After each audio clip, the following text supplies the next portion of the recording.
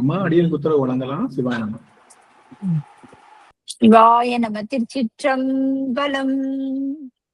சாயான்பினை நாள்தோறும் தழைப்பவர் தாயே ஆகி வளர்த்தனை போற்றி. தென்னாடுடைய சிவனே போற்றி. எந்நாட்டவர்க்கும் இறைவா போற்றி. காவாய் கடகத்திரளே போற்றி. கைலை மலையானே போற்றி போற்றி.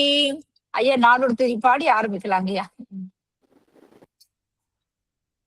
திருச்சிற்றம்பலம். சாயான்பினை நாள்தோறும் தழைப்பவர் தாயே ஆகி வளர்த்தனை போற்றி. புலியர்கோன் வெப்பொழுத்த புகழியர்கோன் கடல் போற்றி. புலியர்கோன் வெப்பொழித்த புகழியர்கோன் கடல் போற்றி. ஆலிமிசை கல்மிதத்தில் அணைந்த பிரானடி போற்றி. வாலி திருநாவலூர் வன் தொண்டர் பதம் போற்றி. ஊழிமணி திருவாதவூரர் திருத்தாள் போற்றி. ஊழிமணி திருவாதவூரர் திருத்தாள் போற்றி. ஆடல் வல்லான் சொக்கநாதருடைய திருவருளும், அங்கிருக்கண்ணி மீனாட்சியுடைய திருவருளும், மாணிக்க வாசனுடைய குருவருளும் ஒன்றாக சேர்த்து இந்த திருவாசக சிந்தனை அமர்வு என்ற நிலைக்களத்தை நமக்கு பரிசாக தந்திருக்கின்றது. அப்பேற்பட்ட குருவருளையும் திருவருளையும் அடியேன் மனம் மொழி மெய்களினாலே வழிபாடு செய்கின்றேன். மேலும் இங்கு குழுவி இருக்கக்கூடிய அத்தனை அடியார் பெருமக்களுடைய திருவடி தாமரைகளையும் அடியேன் சென்னிமேல் சூட்டி மகிழ்கின்றேன். திருச்சிற்றம்பலம். சிவாய நம. சிவாய நம. சொக்கநாத வெண்பா.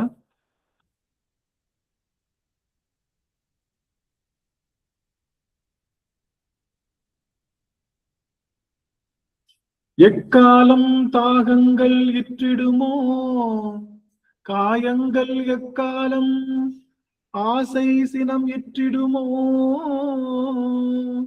எக்காலம் நல்ல குணம் வருமோ,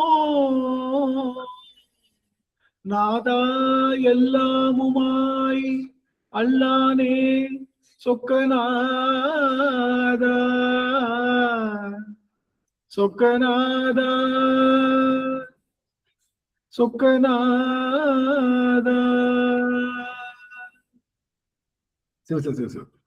சொக்கநாதருடைய பெரும் கருணையினாலே நாம் இந்த போற்றி திரகவல் என்ற அந்த பதிகத்தை தொடர்ந்து சிந்தித்து வருகின்றோம். அந்த வகையிலே இன்றைய தினம் நாம் சிந்திக்க இருக்கக்கூடிய வரி என்பது ஆரூர் அமர்ந்த அரசே இல்லை மன்னிக்கணும் இடைமருதுரையும் என்ற சடையிடை கங்கை தரித்தாய் போற்றி அப்படிங்கிற அந்த வரியத்தான் இன்றைய தினம் சிந்திக்கிறோம். சடையிடை கங்கை தரித்தாய் போற்றி அப்படிங்கிற அந்த வரிகளை இன்றைய தினம் சிந்திக்க இருக்கின்றோம். இப்போ அதை போற்றி எதற்காக செய்ய வேண்டும்? இந்த போற்றி செய்வதனால நமக்கு இறைவனை போற்றி செய்வதற்காகத்தான் இந்த பிறப்பு என்பதை நாம் முழுமையாக என்று உணர்கின்றோமோ அப்பதான் மாணிக்க வாசகர் போல நாம தொடர்ந்து போற்றி செய்ய முடியும். இந்த போற்றி செய்யும் போது இந்த ஆன்மாவினுடைய ஆணவம் இருள் விலகி ஒளி என்ற இறைவனுடைய ஞான ஒளியானது ஏற்றப்படுகின்றது. அந்த ஒளி பெறுவதற்காக இந்த ஆன்மா படுகின்ற பெரும் பிரயத்தனம் தான் என்னது? இந்த போற்றி செய்வதே தான். இந்த உலகம் என்பது எதற்காக? இந்த உலகம் என்பது எதற்காக அப்படின்னா, இந்த உலகம் என்பது நாம் நல்ல அனுபவங்களையும் நமக்கு ஏற்படுகின்ற வினை அனுபவங்களையும் அனுபவித்து நாம் என்றும் மாறாத பரம்பொருளிடம் திருவடிக்கு சென்று சேர்வதற்காக ஏற்படுகின்ற ஒரு இடம்தான் இந்த இடம். இந்த இடம் முழுமையான இடம் இல்லை. இந்த இடம் நம்ம எல்லாரும் என்ன நினைக்கிறோம்? இங்கேயே தங்கிரணும்னு நினைக்கிறோம் இல்லையா? அதுதான் நாம நினைக்கிற ஒரு தவறு. இது தங்குற இடம் கிடையாது. இந்த இடம் விருந்தும் மருந்தும் விருந்தும் மருந்தும்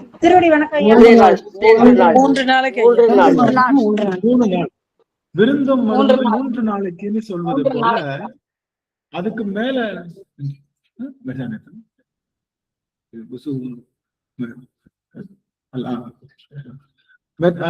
அப்போ விருந்தும் மருந்தும் 3 நாளைக்குன்னு சொல்வது போலத்தான் 3 நாளைக்கு மேல விருந்தாளி வீட்டுல இருக்கக்கூடாது. அதுக்கு மேல இருந்தா மரியாதை இல்லை, அவ்வளவுதான்.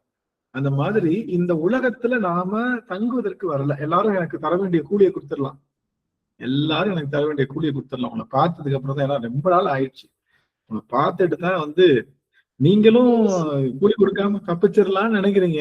நான்லாம் விடுவேனா? முதல்ல கூலி வாங்கிட்டு தான் வேலையை. நமச்ச கலாம்மா பாக்குறேன், அங்க இருக்க அம்மா மற்றும் ரஞ்சிதாமணி அம்மா பார்க்கிறேன், ராஜேஸ்வரி அம்மா, கலாவதி தியாகராஜன் அம்மா, கேசவ பிள்ளை அம்மா, லோகநாயக்கி அம்மா, கலைச்செல்வி அம்மா அவர்கள் நல்லா பாக்குறேன். மற்ற அடியார்கள் தெரியலன்னா நீங்க பேசலாம்.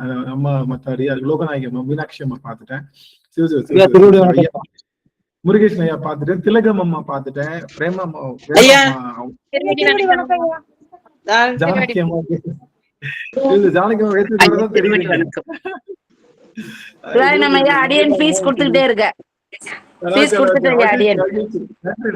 ரேமா அம்மா தெரியுறாங்க, தவம் அல்லி அம்மா தெரியுறாங்க, சுகந்தி அம்மா தெரியுறாங்க, தவம் பண்ணிட்டு அவ்வளவுதான். மல்லிகா அம்மா சுவாமி அம்மா தெரியுறாங்க, கலைச்செல்வி அம்மா தெரியுறாங்க. அப்புறம் வணக்கம் ஐயா, அல்லி அம்மா தெரியுறீங்க, அம்மா சொல்லிட்டு அல்லி அம்மா தெரியுறாங்க. ரொம்ப மகிழ்ச்சி, உங்க எல்லாரையும் பார்த்துட்டேன். அதிகமான கூலி வாங்கிட்டேன், நீங்க கரெக்டா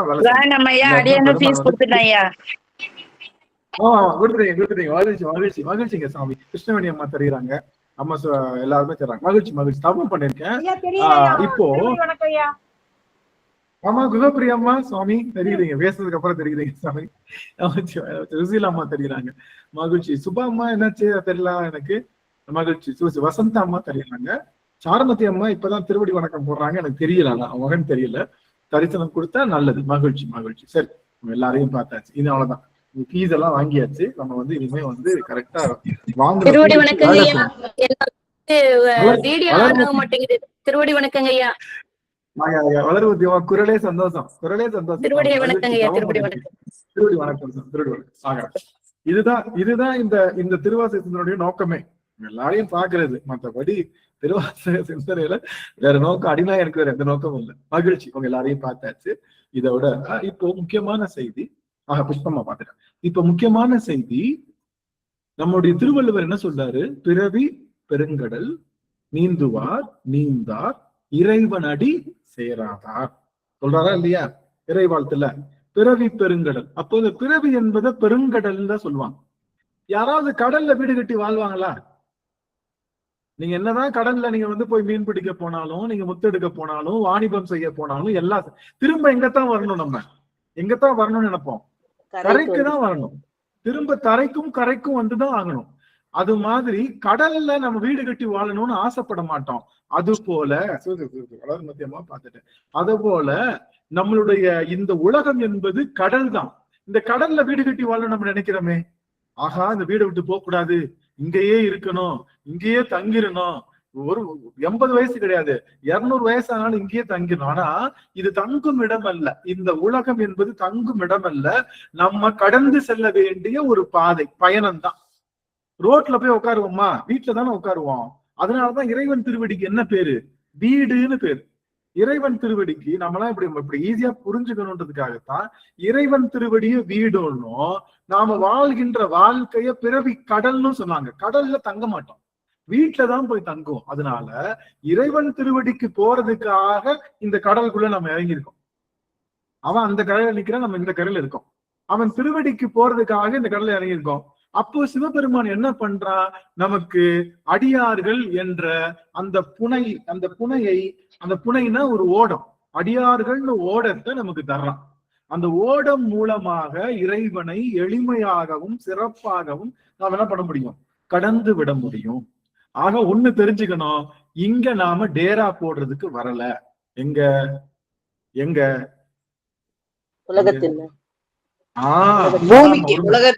பூமிக்கு உலகத்துக்கு நாம டேரா போடுறதுக்கு வரல. இது நாம தாண்டி போற இடம்னு முதல்ல நாம புரிஞ்சுக்கணும். இங்கேயே இங்க இருக்கிறவங்க எல்லாம் விட்டுட்டு போக முடியல, வர முடியல, ஐயோ நான் இல்லாட்டியும் என்ன பண்ணுவோம்? யார் இல்லாட்டி என்ன நடக்குது? இந்த உலகம் எல்லாரும் இல்லாட்டினாலும் இந்த உலகம் நகர்ந்துகிட்டு தான் இருக்க போகுது. ஆனா நம்மளுக்குள்ள அந்த தற்போதம் நிகழ்கின்றனால இந்த தான் என்ற நீங்க கல்லு இருக்குல்ல, கல்லு கவனிங்க, நான் தெரியறேன்னா எல்லாரும் ஒரு நிமிஷம் ஆன் பண்ணுங்க. தெரியறேன்னா ஓகே. இப்போ இந்த கல்லு இருக்குல்ல, 1 கிலோ கல்லு, 1 கிலோ படிக்கல்ல தூக்கி நீ கடலுக்குள்ள போடேன்னு வச்சுக்கோங்க, என்ன ஆகும்?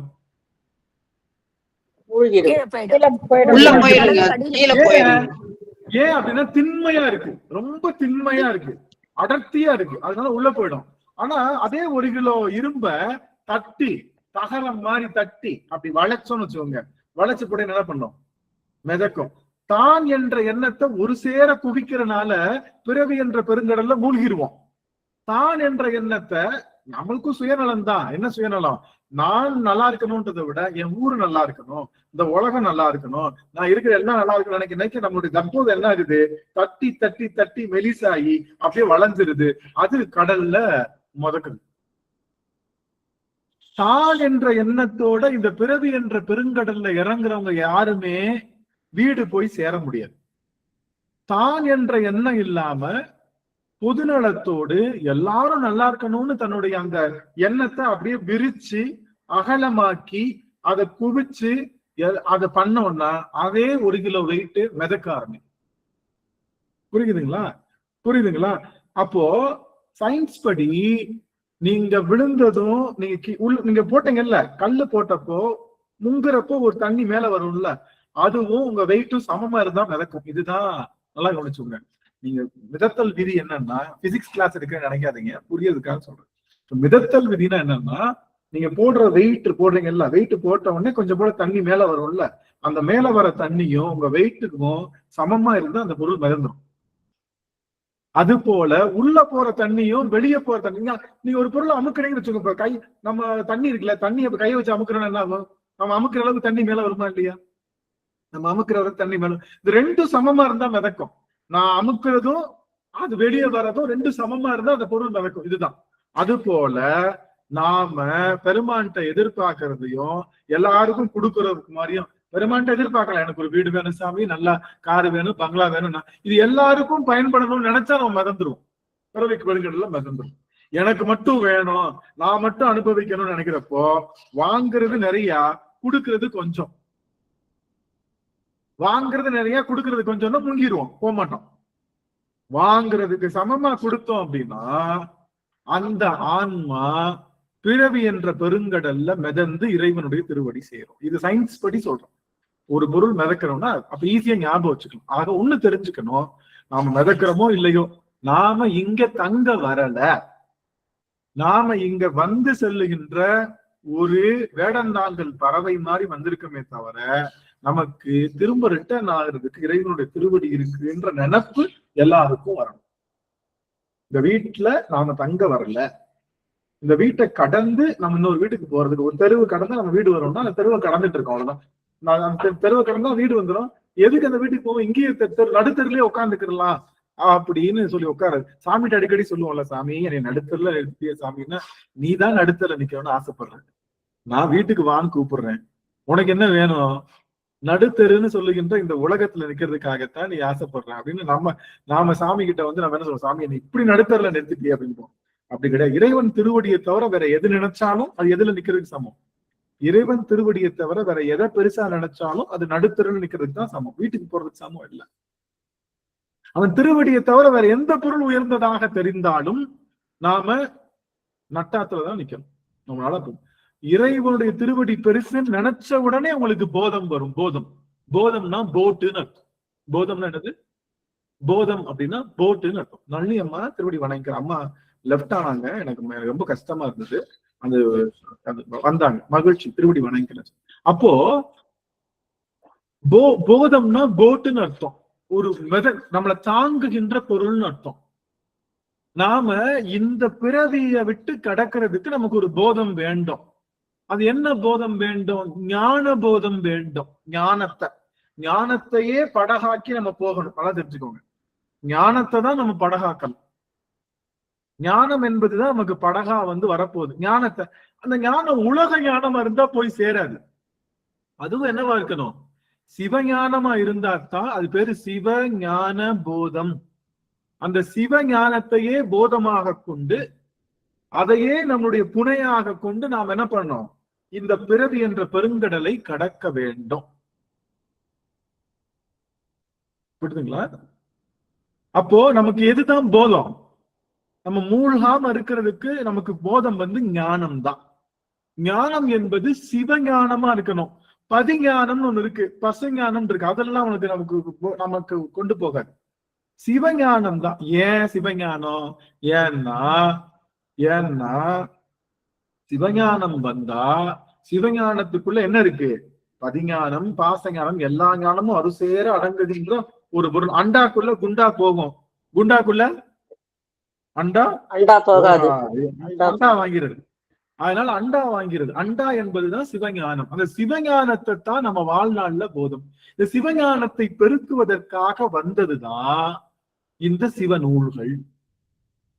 சிவநூல்கள் எல்லாம் சிவஞானத்தை பக்கத்துல வர வைக்க காட்டும், நமக்கு உதவி செய்யும். இந்த சிவஞானத்தை நாம் போதிக்கக்கூடிய முதல் நூலாக இருப்பதுதான் என்னது? மணிவாசகர் கையில ஒண்ணு வச்சிருக்காருல்ல, மணிவாசகர் பாத்துறீங்களா? யாராவது மணிவாசகர் போட்டோ இருந்தா நம்ம குரூப்ல ஷேர் பண்ணுங்க. மணிவாசகர் பாத்தீங்க கையில என்ன வச்சிருப்பாரு? ஒரு கையில சின்முத்திரை வச்சிருப்பாரு, இன்னொரு கையில ஒரு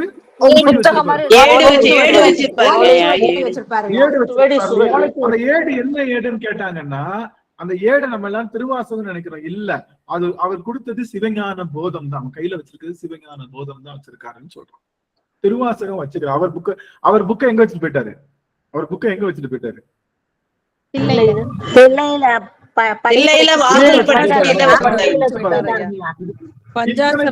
அவர் எழுதவே இல்ல. நம்மளுடைய சுவாமி எழுதினாரு, எழுதி தில்லையில வச்சுட்டு போயிட்டார். தில்லையில அவர் தான் வச்சுட்டு போனாரு. இவர் கேக்குறாங்க, புக்கை டச் கூட பண்ணல. யாரு புக்கை டச்? என்னங்க இது நிறைய இருக்கு, படிச்சா கண்கள்ல நீர் பெருக்குதே சுவாமி, இது என்ன அர்த்தம்னா அந்த திருவாச்சியில இருக்கக்கூடிய சிவன் தான், தில்லை கூத்தன் தான் அதுக்கு பொருள்னு உள்ள போயிட்டார். அப்ப அவர் கையில இருந்த நூல் என்னன்னா, அவர் திருப்பெருந்துறையில இருக்கிறப்போ சுவாமி அளித்தது சிவஞான போதம். சிவஞான போதத்தை காட்டணும் உங்ககிட்ட. எப்படி காட்டுறது? ஞானத்தை காட்டணும் இல்ல, ஞானத்தை உங்ககிட்ட ஒரு பொருளா காட்டணும். எப்படி காட்டுறது?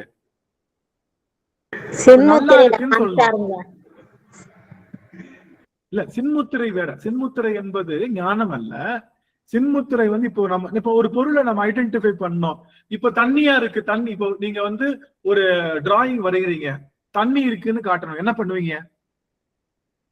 ஒரு விரல தண்ணி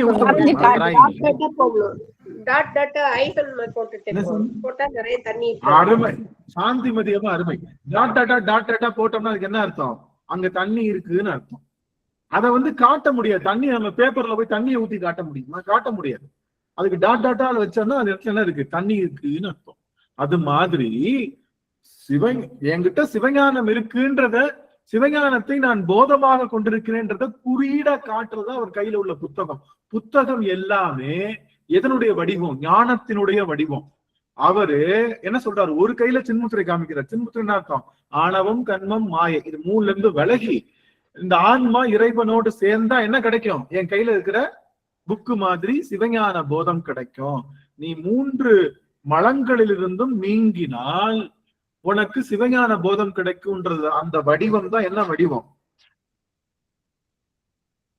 என்ன வடிவம்?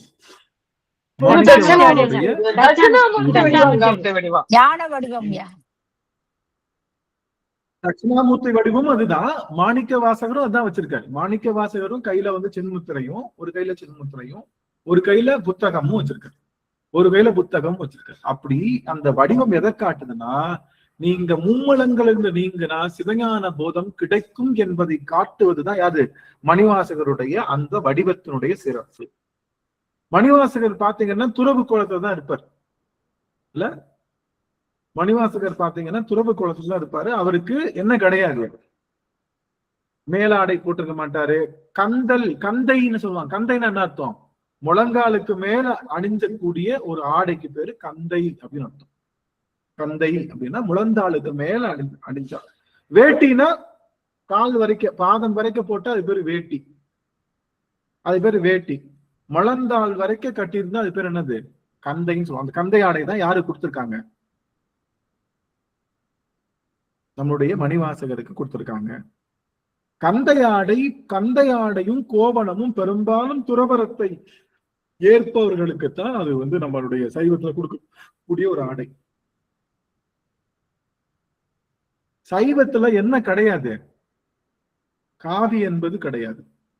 நான் தெரியல சாமி, என்ன தெரியல, திடீர்னு யாருமே தெரியலையே, என்ன சாமி எனக்கு என்ன தெரியல, யாருமே சுத்தமா தெரியலையே. தெரியுதுங்க ஐயா, நீங்க நல்லா தெரியுது, பேசுறது நல்லா கேக்குதுங்க ஐயா. கேக்குதுல? நல்லது. பேசுறது கேக்குது. தெரியல, யாருமே எனக்கு இங்க நெட்வொர்க் ப்ராப்ளமா இருக்கு. நல்லா கேக்குது சார். நல்லா விட்டு விட்டு கேக்குதா? கலாமா விட்டு விட்டா கேக்குது? நல்லா கேக்குதுங்கய்யா. இல்லைங்கய்யா, நல்லா கிளியரா கேக்குதுங்க. நல்லா சைலண்டா இருக்கிறோம். உங்களுடைய முகம் எனக்கு தெரியல, அதனால நான் பேசுறது கேட்கலன்னா நீங்க வந்து என்ன பண்ணுங்க, டவுன் ஆர்வோ ஏதாவது ஒண்ணு சொல்லி எனக்கு சரி பண்ணுங்க. ஏன்னா நெட்வொர்க் கிடைக்காம நான் பேசிட்டு இருக்கேன், அதுதான், வேற ஒண்ணும் இல்ல. சரி, இப்போ சைவத்துல என்ன கிடையாது? காவி உடை என்பது நமக்கு கிடையாது. எல்லாருக்குமே வெண்ணுதான், வெண்பட்டு தான். ஆண்களுக்கு வெண்பட்டு தான். கல்யாணம்னா வெண்பட்டு, நார்மலான விஷயம்னா பருத்தி ஆடை, அவ்வளவுதான். மற்றபடி பச்சை கலரு, ப்ளூ கலரு, சிவப்பு கலரு, இதெல்லாம் வந்து இப்ப முருகனுக்கு எல்லாம் பாத்தீங்கன்னா பச்சை கலர் போட்டு போறாங்க, ப்ளூ கலர் போடுறாங்க. ஆனா முருகன் யாருக்கு சொந்தக்காரன்? சைவத்துக்குரியவன். சைவத்துக்குரியவன் தான். இது மாதிரி கலர் கலரா ஆடைகள் அணிவிக்கிறதுனா சைவத்துல என்ன கிடையாது? மரபு இல்லை. அதே போல மணிவாசகருக்கு என்ன பண்ணக்கூடாது? கந்தல், அந்த முழந்தாள் வரைக்கும் தான் அவருக்கு என்ன கட்டணும்? நீங்க வழிபாடு செய்யும் போது முழந்தாள் வரைக்கும் தான் அவருக்கு என்ன கட்டணும்?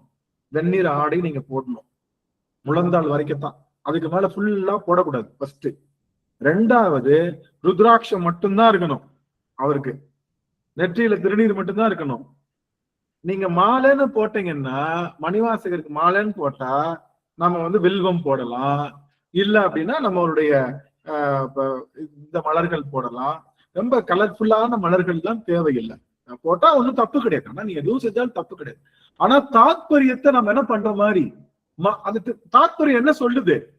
மணிவாசகருடைய உருவ தாத்பரியம், மும்மலங்களிலிருந்து நீ நீங்கினால் என்ன என்ன உனக்கு கிடைக்கும்? சிவஞான போதம் கிடைக்கும்னு சொல்வதுதான் அவருடைய தாத்பரியமே. மும்மலங்கள் நீங்கினா சிவஞான போதம் கிடைக்கும் அப்படிங்கிறது அதனுடைய உருவ தாத்பரியமே. அதனால அந்த உருவ தாத்பரியத்தை நாம சிதைக்கிறோம் அப்படின்னா, அந்த வடிவங்களை நம்ம வந்து மாத்துறோம் அப்படின்னா, நாம தாத்பரியத்தையும் மாத்திடுறோம். புரியுதுங்களா? பக்தி. ஆனா யாருக்கு இது எப்படி இருக்கணும்? நம்ம ஞான சம்பந்தருக்கும் நம்முடைய நம்பி ஆர்வருக்கும் எப்படி இருக்கணும்? பட்டாலதான் போடணும், நவரத்ன மாலைகளும் தங்கமும் போட்டுதான் வழிபாடு செய்யணும். சும்மா வறுமனையும் போடக்கூடாது, சும்மா கலர்ஃபுல்லான மாலைகள் போடணும். யாருக்கு? ஞான சம்பந்தருக்கும் நம்மளுடைய நம்பி ஆர்வருக்கும், சுந்தரர் பெருமானையும் நம்ம அப்படித்தான் வழிபாடு. ஆனா மணிவாசகரையும் நாவுக்கரச பெருமானையும் நாம எளிமையா அவர்கள் நிற்கின்ற கோலத்தையே நம்ம வந்து மாற்றாம வழிபாடு செய்யணும்.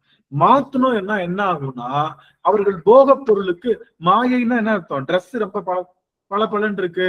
சில இடங்கள்ல பாக்குறேன், நீங்க பாத்தீங்கன்னா அப்படியே கலர் கலரா ட்ரெஸ், அந்த பட்டு ட்ரெஸ் மாதிரி போடுறது, சாமிக்கு நிறைய நகையை போடுறது, சாமியவே மறைக்கிற மாதிரி பூ போடுறது, அப்படி எதுவுமே பண்ணக்கூடாது. ஏன்னா அப்படி பண்றோம் அப்படின்னா அவங்களுடைய கொள்கைக்கு நம்ம கொள்கையை சரியா புரிஞ்சுக்கலன்னு அர்த்தம். நம்ம அப்பியரன்ஸ்லயே நம்ம என்ன கொள்கையில இருக்கோம் அப்படின்னு தெரியும். நான் ரீசெண்டா பார்த்தேன், இந்த ஆர்டிபிஷியல் இன்டெலிஜென்ஸ் வச்சு யார வந்து உருவாக்குறாங்க, மாணிக்கவாசல் உருவாக்குறாங்க. எப்படின்னா, தலையில ஒரு இது கட்டுறாங்க, இந்த மாதிரி நம்ம சாய்பாபா கட்டியிருப்பாரு பாத்தீங்களா, அந்த மாதிரி தலையில ஒண்ண கட்டி அவருக்கு வந்து ஒரு வழிபா அவர் தான். இப்ப ஆர்டிபிஷியல் இன்டெலிஜென்ஸுக்கு தெரியாது அதிகமான சாமி எதை யூஸ் பண்றாங்க. எல்லாரும் அதிகமான சாமி போட்டோ என்ன சாமி போட்டோ யூஸ் பண்றாங்க? எல்லாரும் என்ன யூஸ் பண்றாங்க? புரியலீங்க. இல்ல, நெட்ல இன்டர்நெட்ல அதிகமான சாமி போட்டோ எல்லாரும் எதை யூஸ் பண்றாங்களோ அதைத்தான் சாமின்னு இன்டர்நெட் எடுத்துக்கிட்டு அது மாதிரி அது ஜெனரேட் பண்ணும். அது மாதிரி எல்லாரும் சாய்பாபாவையே கும்புறனால இவர் என்ன பண்ணுது, நம்மளுடைய இவருக்கு மணிவாசகருக்கு அவரும் அப்படிதான் கட்டியிருப்பாரு நினைச்சு தலையில ஒரு வெள்ளை கலர் துண்டை கட்டி சாய்பாபா மாதிரி அது, ஏன்னா அது தெரியாது. அதனால ஆர்டிபிஷியல் இன்டெலிஜென்ஸ்ல என்ன பண்றாங்கன்னா, இந்த மாணிக்க வாசருடைய குரு பூஜை அதெல்லாம் எடுக்கிறப்போ இந்த மாதிரி டர்பனை கட்டி சாய்பாபா மாதிரி அப்போ என்ன ஆகுதுன்னா நீங்க கேட்கலாம், இதனால என்னங்க, இது என்ன பெரிய குடிமொழி போச்சு, எப்படி கும்பிட்டா என்ன அப்படி கேட்கலாம்ல. அப்படி செய்யக்கூடாது, அப்படி செய்யக்கூடாது. அந்த உருவத்துக்கு ஒரு இலக்கணம் இருக்கு, சிறப்பு இருக்கு. அந்த உருவத்துக்கு அர்த்தம் இருக்கு, அர்த்தம் இல்லாம இல்ல. அந்த உருவத்துக்கு அர்த்தம் இருக்கு, அர்த்தம் இல்லாம இல்ல. அந்த உருவத்தை நம்ம மாத்துறோம்னா அடிப்படை எல்லாத்தையும் மாத்திடுறோம். சொல்லும் பொருளும் எப்படி இருக்கும், எல்லாம் சேர்ந்துதான் இருக்கும்ல. சொல்லும் பொருளும் சேர்ந்துதான் இருக்கும். பொருள் மாறிடுச்சுன்னா சொல்லு என்ன ஆயிடும், மாறிடும். சரி, சொல்ல மாறிடுச்சுன்னா அதுக்கான பொருள் மாறிடும், அப்படிதானே? அப்படியே சொல்லும் பொருளும் மாறி மாறி எந்த பொருள்ல எல்லாரும் செஞ்சாங்களோ அந்த பொருள் நமக்கு இல்லாம போயிடும். அதனால மாணிக்க வாசகரை வழிபாடு செய்யணும்னு நினைச்சீங்கன்னா இந்த மாதிரி முறையில தான் வழிபாடு செய்யணும். ரொம்ப சிம்பிளா இருக்கணும். மாயை அதிகமா இருக்கக்கூடாது. மாயை விஷயம்னா என்னது, பகட்டு, இது அது பேர் என்ன, டாம்பீகம், அந்த பெருமை, இதெல்லாம் அதிகமா இல்லாம எளிமையா. ஆனா ஞான சம்பந்தரையும் நம்மளுடைய நம்பியாரூர் பெருமானுக்கும் என்ன பண்ணக்கூடாது, சிம்பிளா வழிபாடு செய்யக்கூடாது. தூள் கலப்பணும், அடி நாவத்தி எடுக்கணும். அவங்கள பாத்தீங்கன்னா அப்படிதான் வரவேற்கணும். அவங்களுடைய வரவேற்பு முறை வேற. சில இடங்கள் அடியன் கேள்விப்படுறேன், சில இடங்கள் என்ன பண்றாங்கன்னா முழுவதுமா சுவாமிக்கு வந்து கோட் ஷூட் மாதிரி போடுறது. யாருக்கு, மாணிக்க வாசகருக்கு முழுவதுமா கோட் ஷூட் மாதிரி போடுறது, தலையில வந்து அவருக்கு வந்து கிரீடம் வைக்கிறது, இதெல்லாம் வந்து நாம செய்கின்ற பெருந்தவறு.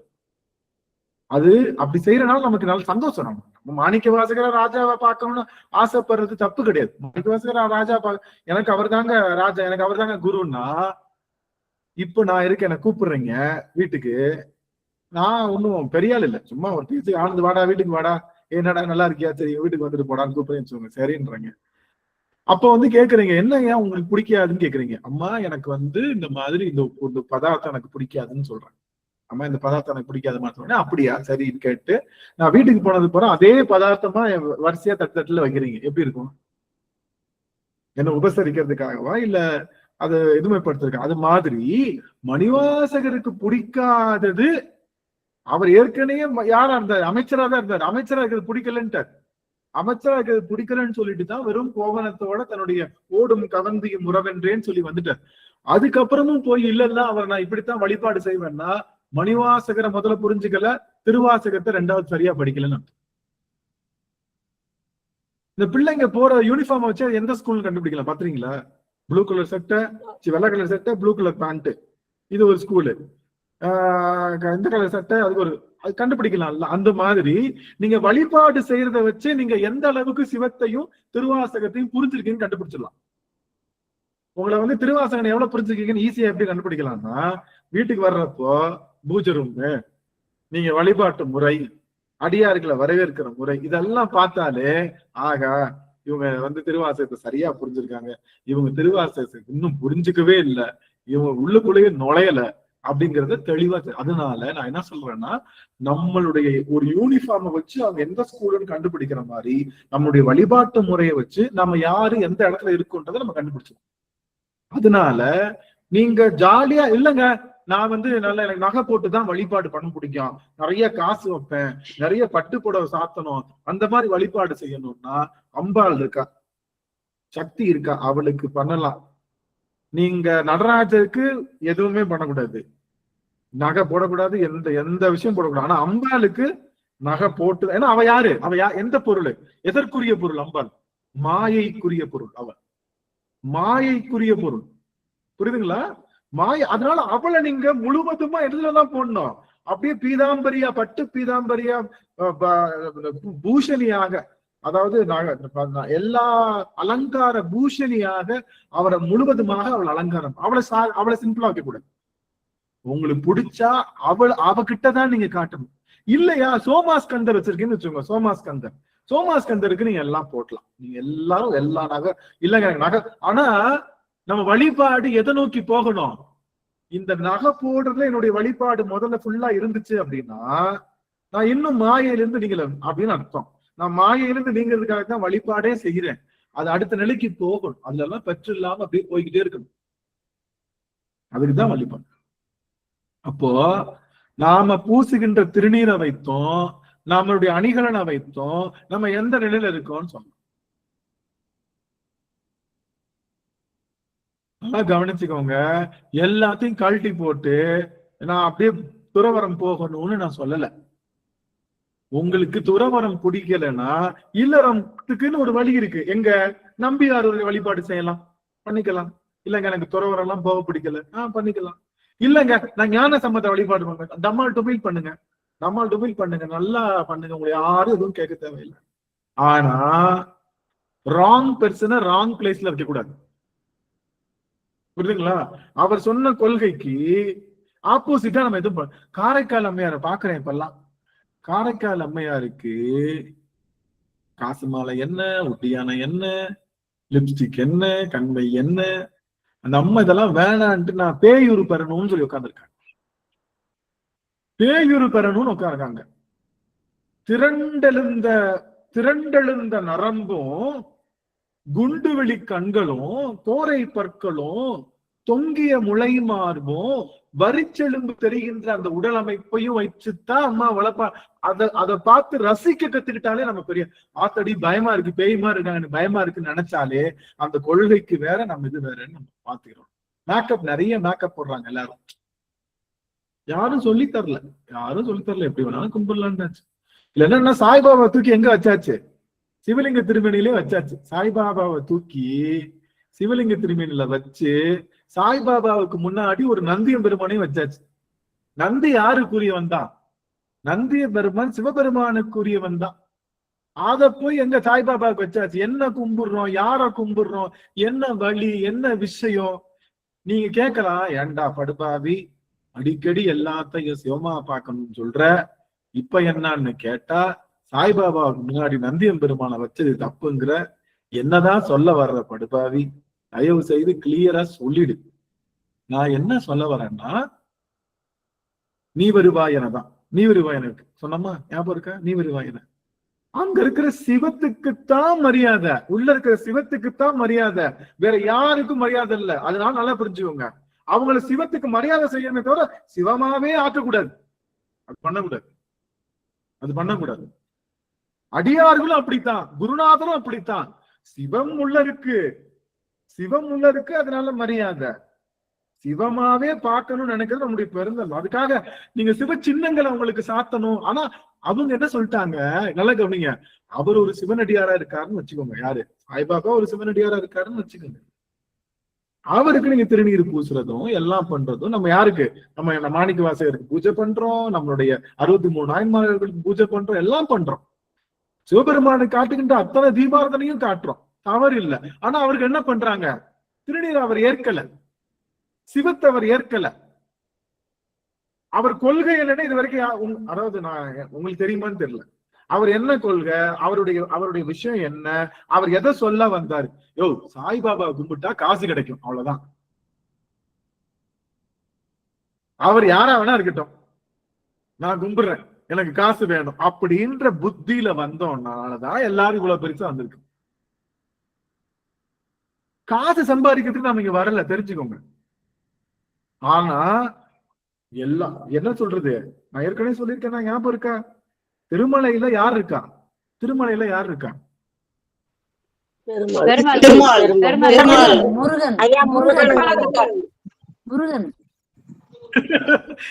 முருகன் தான்.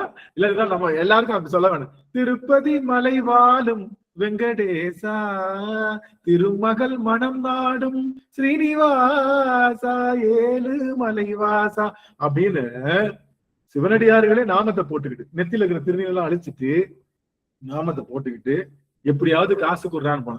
காசு குடுறான்னு கேட்க போறவன் யாருன்னா கடன் அடைக்க முடியாதவன்.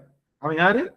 அந்த தல புராணப்படி காசு கேட்டு போறவன் யாருன்னு பார்த்தா கடன் அடைக்க முடியாம இன்னைக்கும் குபேரன் கிட்ட காசை கடனா வாங்கிக்கிட்டு இருக்காவன எவனோ ஒருத்தன் கதை கட்டி விட்டான். இவன்கிட்ட போய் காசை கேட்டா உனக்கு வந்து கிடைச்சிரும் அப்படின்னு, உனக்கு வந்து கிடைச்சிரும் அப்படின்னு. எத்தனை பேர் காசுக்கு வழி இல்லாம இருக்காங்க இல்ல? நானும் போனவன் தான். கல்யாணம் முடியல, எப்படியாவது திருப்பதிக்கு போயிட்டு வந்தா திருப்பம் நிகழ்ந்துரும், கல்யாணம் முடிஞ்சிரும் அப்படின்னாங்க. நானும் வரலன்னே, ஏப்பா நானும் வரமாட்டேன் அப்படிலாம். என்னுடைய ஸ்டூடெண்ட் என்ன பண்ணா, சார் என்ன சார் எவ்வளவு நாள் ஆயிடுச்சு கல்யாணம் முடியாம இப்படியே திடுறீங்க, இது என்ன நல்லாவா இருக்கு கர்மம், எத்தனை வயசாகி போச்சு, வாங்க சார் அப்படின்னு சொல்லிட்டு என்ன பண்ணா கூட்டிட்டு போயிட்டான். முடி வெட்டிட்டு வந்தேன், முடியை வந்து கட்டிட்டு நான் இது பண்ணல, குளிக்கிறது அங்க போய் குளிச்சுக்கலாம் சார், ஏறுங்க சார், துண்டு எடுக்கலாம், எது எடுக்கலாம், வாங்க சார் ஏறுங்க சார், கூட்டிட்டு போயிட்டான். போனா பார்த்தா வந்து பாத்தீங்கன்னா நடு நைட்டு 1 மணிக்கு இறங்குறோம், குளிரு, தலையில தண்ணியை ஊத்திட்டு தொடக்கிறதுக்கு துண்டு இல்ல, அத்தையை வச்சு தொடச்சிட்டு என்னமோ பண்ணி போனா, நான் நினைச்சேன் திருப்பதிக்கு போகணும்னா எத்தனையோ நாளாகும், நிறைய பேர், நான் இத்தனைக்கும் நார்மலா போல, நார்மலா தான் போறோம், போய்கிட்டே இருந்தோம், சும்மா ஒரு 1/2 மணி நேரம் 3/4 மணி நேரம் இருக்கும், டக்குன்னு திரும்பினா சாமி தான். டேய் ஏமாத்தாதீங்க, இது வந்து திருப்பதியே கிடையாது, நீ யாரும் என்ன ஏமாத்திட்டீங்க, என்னமோ 2 நாள் ஆகும் 3 நாள் ஆகும் இதுக்குள்ளெல்லாம் வச்சு அடப்பாங்கன்றாங்க, எனக்கு என்ன 3/4 மணி நேரத்துல தரிசனம் கிடைச்சிச்சு அப்படின்னு. சார் இது நாள் வரைக்கும் நான் வந்திருக்கேன், இப்படி ஒரு தரிசனம் பாஸ்டா கிடைச்சதே இல்லை, உங்க கூட வந்தனாலே என்னமோ தெரியல, சரி சத்தியம் உங்க அப்புறம் அவர் தான் சார் திருப்பதி, அவர் தான் சார் திருப்பதி, வெளியே வந்து சொன்னாங்க, நான் நம்ப மாட்டேன் அப்படின்னு.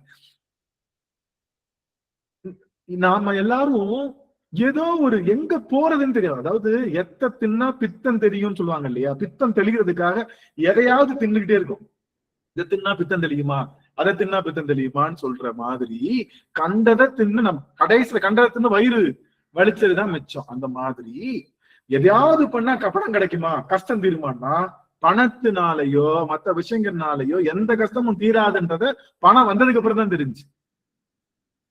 பணம் வந்ததுக்கு அப்புறம் தான், ஓ இதோட பெரிய கஷ்டம் இருக்கா, ஏன்னா பணம் வாங்குறதுக்காக திருப்பதிக்கு போய் சொன்னீங்க, இந்த கஷ்டத்துக்கு நான் எங்கடா போறதுன்னு கேட்டா அப்பதான் காமிச்சாங்க, இந்த மாதிரி எல்லாத்துக்கும் அதிபதியாக இருக்கக்கூடிய சிவபெருமான் அவன் பொண்ணும் மெய்ப்பொருளும் தருவானை, அவன் பொண்ணும் தருவான், அவன் கொஞ்சம் நஞ்சம் பணம் தரல, கோடி பொண்ணு தந்தான், யாருக்கு நம்பி ஆறுவருக்கு கோடி பொண்ணு கொடுத்தான், சாப்பாடு அள்ளி அள்ளி கொடுத்தான், சாப்பாடு சாப்பிட முடியலையா யாருக்கிட்டயாவது பிச்சை எடுத்து கூட பொதிசூரும் தண்ணியை வந்து கொடுத்தான், சோறும் கூரையும் தரும், சோறும் தரும் கூரையும் தரும், வீடு வேணுமா அந்த சோறும் கூரையும் தரும், அந்த பாடல் பாடல். இந்த மாதிரி நமக்கு ஏதோ ஒண்ணு வேணும்ன்றதுக்காக எந்த விஷயமும் நாம தெரிஞ்சுக்காம அந்த இடத்துல போய் நின்று அந்த வழிபாடை மேற்கொண்டு நாம என்ன பண்றோம், துபாய் நினைச்சுக்கிட்டு கொச்சின்ல போய் இறங்கிடுறோம்.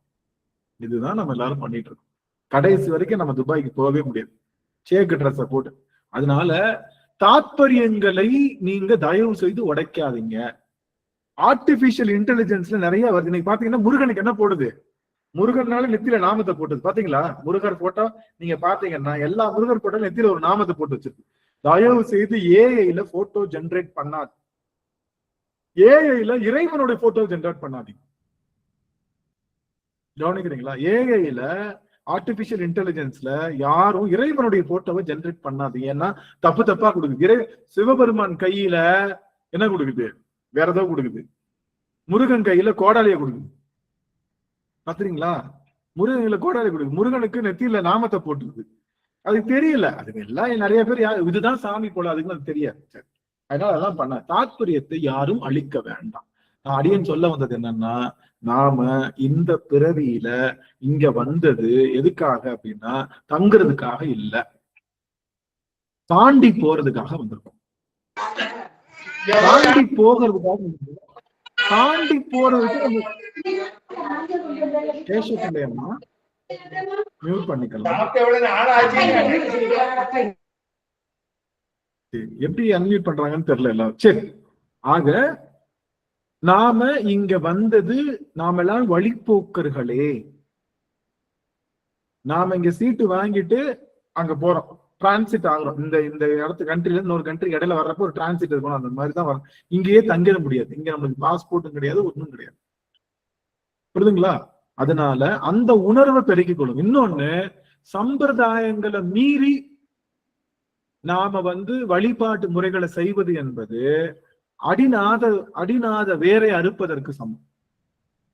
சிம்பிளா வழிபாடு பண்றதுக்கு சிம்பிள் வழிபாடு தான், அதுக்கு மேல வழிபாடு கிடையாது, அவ்வளவுதான்.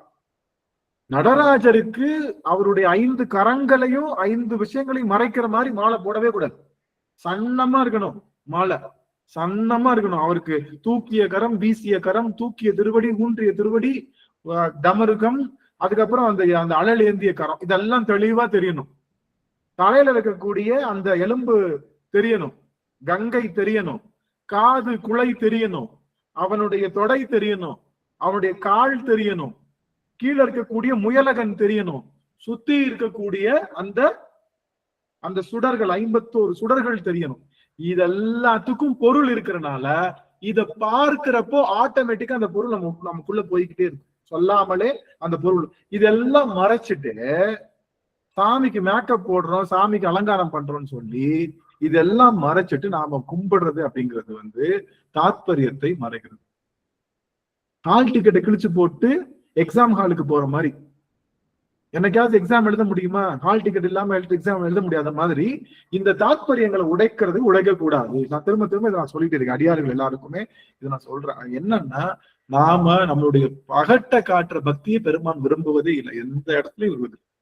அவன் முதல்ல அப்படி ஆரம்பிச்சா கூட கொஞ்சம் கொஞ்சமா எளிமைக்கா நீ உன்னுடைய பகட்டை எதுல காட்டு, அன்புல காட்டு. எல்லாருக்கிட்டையும் அன்பு காட்டுறேன், யார் வந்தாலும் அவங்க திருவடியில வீழ்ந்து வணங்குவேன், அதுல உன்னுடைய முழு கவனத்தை காட்டு. எல்லார்கிட்டையும் அன்பு செலுத்துவேன், அதுலதான் உன்னுடைய விசாலத்தன்மையை காட்டணும். நான் 10 தட்டு வச்சேன், 11 இது மாலை போட்டேன், அந்த மாலையெல்லாம் ஆஸ்திரேலியால வந்துச்சு, ஐரோப்பா, இதெல்லாம் சாமி கேட்கல.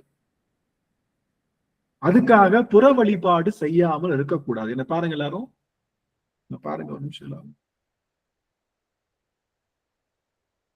அதற்காக புற வழிபாடு வேண்டாம், அக வழிபாட்டிலேயே முடிச்சுக்கிறேன், நீதான் மாலை போட்டா தப்புங்கிற, உக்காந்தா குத்தங்கிற, நிமிந்தா குத்தங்கிற, எதுக்குற அது வம்பு, நான் பேசாம மனசுக்குள்ளேயே பண்ணிக்கிறேன் அப்படின்னு நீங்க சொல்லலாம். அப்படியும் பண்ணக்கூடாது. என்னன்னா, இந்த உடல் கருவி இருக்கிற வரைக்கும் சடப்பொருள் இருக்கு இல்லையா, இந்த சடப்பொருள் எதை தாங்கி வந்திருக்குன்னா வினை தாங்கி வந்திருக்கு. இந்த சடப்பொருள் வினை தாங்கி வந்திருக்கு.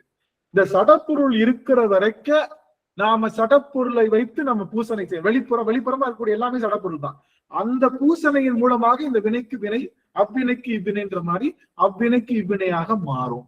அப்போ நம்ம உடம்பு இருக்கிற வரைக்கும் நாம புற பூசையை நிறுத்தக்கூடாது.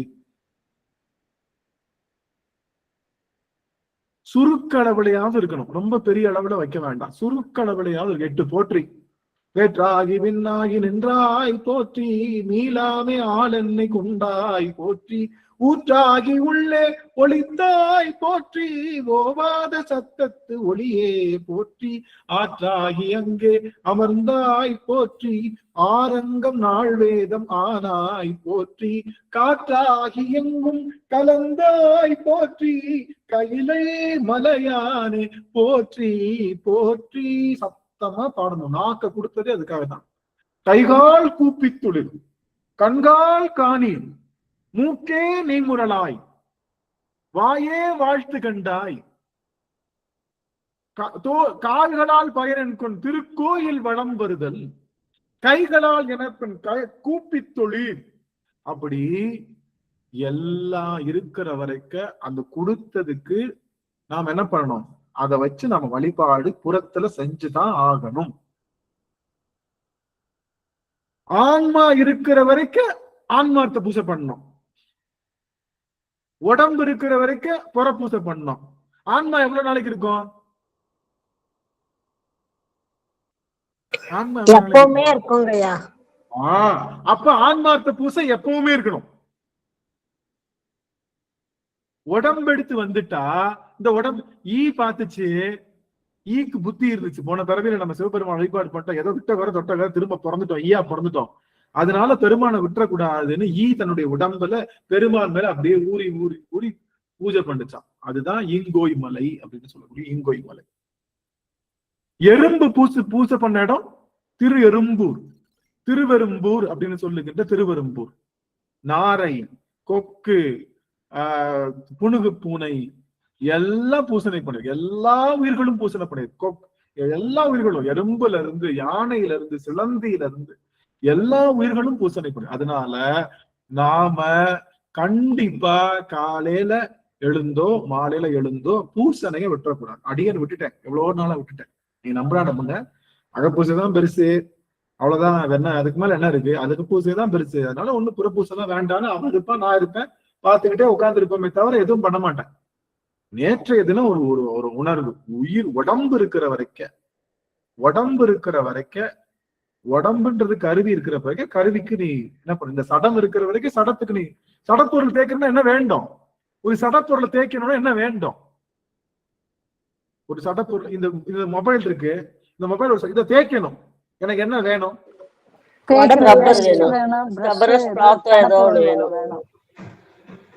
அருமை அருமை. சடப்பொருளை தேய்க்க இன்னொரு சடப்பொருள் வேண்டும், அவ்வளவுதான், வேற ஒண்ணும் இல்லை. சிம்பிளா சொல்லணும்னா இந்த ஒரு சடப்பொருளை தேய்க்கணும்னா இன்னொரு சடப்பொருள் வேண்டும். இதை விட ஸ்ட்ராங்கான சடப்பொருள் வேண்டும். இதை விட அது லேசா இருந்துச்சா இதை தேய்ச்சா அது அறிஞ்சிடக்கூடாது, அது தேய்ச்சிடக்கூடாது, இதை தேய்க்கிறேன்னு சொல்லி அது இதை விட ஸ்ட்ராங்கா. அது போல சடப்பொருள்கள்லயே சிறந்த ஒரு வலிமையான சடப்பொருள் மூர்த்தம்தான். மூர்த்தம்தான். அதனால மூர்த்தத்துக்கு நாம பூசனை செய்கின்ற அந்த வினை என்பது வினைன்றது எது? சடப்பொருளா அறிவு பொருளா? வினை என்பது சடப்பொருளா அறிவு பொருளா?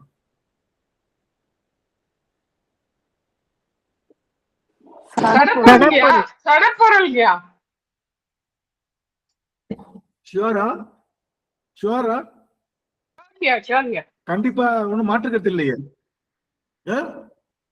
இல்ல உங்களை அசைச்சு பார்த்தேன், எங்க அடியா இருக்கு இல்ல அறிவு பொருள் சொல்லிருக்கீங்களோட அசைச்சு பார்த்தேன், வேற ஒண்ணும் இல்ல. எல்லாம் இவ்வளவு நாளா நம்ம சித்தாந்த கிளாஸ் போறாங்க, யாராவது தப்பா சொன்னீங்கன்னா உங்களுக்கு திட்டு கிடையாது, சித்தாந்த வாத்தியாருக்கு திட்டு. நாங்க கிளாஸ் எடுத்துக்கிட்டீங்க அப்படின்னு சொல்லி. அது மாதிரி வினை என்பது சடப்பொருள், மாற்று கருத்தே இல்ல. வினைக்கு அறிவு கிடையாது, அது ஒரு சடப்பொருள் குவியல் தான். அதனாலதான் வினை தன்னால ஊட்ட முடியாது. சமணர் என்ன சொல்றாங்க? ஊழ்வினை உருத்த வந்து ஊட்டும். அதுதான் சிலப்பதிகாரத்தினுடைய அந்த சாரமே. ஊழ்வினை உருத்த வந்து ஊட்டும். வினை உன்னை தன்னால வந்து அடையும்ன்றான். நான் கேக்குறேன், எப்படி தன்னால வந்து அடையும்? நீ கல்ல எறிகிற, தன்னால என்ன வந்து எப்படி அறியும்? நான் டக்குனு இன்னொருத்தரை கொடுத்து இடம் நிறுத்தினு வச்சு அவன்கிட்ட போயிருமா? வினைக்கு எப்படி அறிவு இருக்கு? வினையை ஊட்டுபவன் ஒருத்தன் வேணும்னு சொல்லுவதனாலதான் நம்ம சைவமா இருக்கு. அப்போ இந்த சடப்பொருளை நீக்குவதற்கு நமக்கு என்ன வேண்டும்? சடப்பொருள் வேண்டும். அந்த சடப்பொருள் உயர்ந்த சடப்பொருளா இருக்கணும், வலிமையான சடப்பு. அதனால இந்த வினைகளை நீக்குவதற்காக லிங்க திருமேனி. அத நீ கேட்கலாம், படுபாவி லிங்க திருமேனிய சடப்பொருள் தேடா, இப்படி சொல்லலாமாடா நீ? சிவங்க உள்ள இருக்காருதான். என் உடம்பு சடப்பொருளா இல்லையா? என் உடம்பு சடப்பொருளா இல்ல உயிர் பொருளா? என் உடம்பு கன்ஃபார்ம் தான். அதுக்குள்ள இருந்த அருள் பாலிப்பது யாரு? அதுக்குள்ள இருந்த அருள் பாலிப்பது உள்ள இருக்கக்கூடிய ஆன்மா. அது போல திருமேனி சடப்பொருள் தான். அதுக்குள்ள யார் இருக்கிறான்னு நினைக்கிறோம்? பெருமான் இருக்கிறான்னு நினைக்கிறோம். தேடுவதற்கு இந்த அப்ப சடத்தை வச்சு சடத்தை தேய்க்க வேண்டும். கண்டிப்பா சிவஞான போதம் நம்ம சொன்னோம்ல, என்ன சொன்னோம்? இந்த பிறவி என்ற பெருங்கடலை கடக்கிறதுக்கு என்ன வேண்டும்?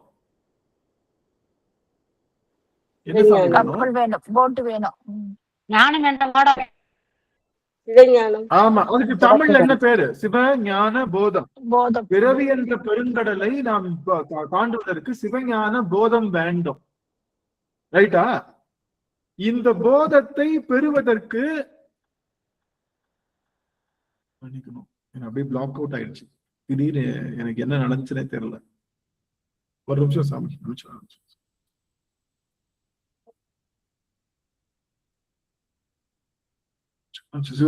எங்க இருக்கேன், என்ன பண்றேன், என்ன பேசிட்டு இருக்கேன், திடீர்னு எனக்கு எதுவுமே தெரியல. எல்லாமே பிளாக் அவுட் ஆயிடுச்சு. என்ன பண்றேன்னு தெரியல. அடியார்கள் உங்க திரும்ப தரிசனத்தை ஒரு நிமிஷம் கொடுங்க. நிமிஷம் மன்னிக்கணும். எனக்கு திடீர்னு நான் என்ன சொன்னேன், முன்னாடி என்ன சொல்லிட்டு இருக்கேன்றதே அடியன் டப்புன்னு மறந்துருச்சு. எனக்கு மறந்துருச்சு எங்க என்ன பண்ணிட்டு இருக்கோம்.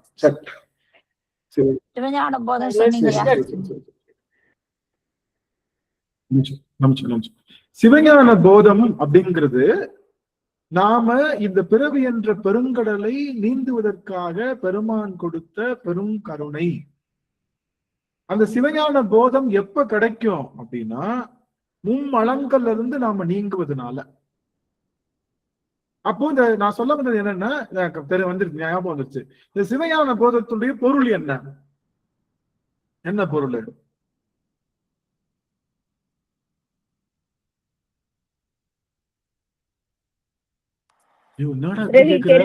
சிவத்தை பெருக்குவதுங்கய்யா, சிவத்தை பெருக்குவது.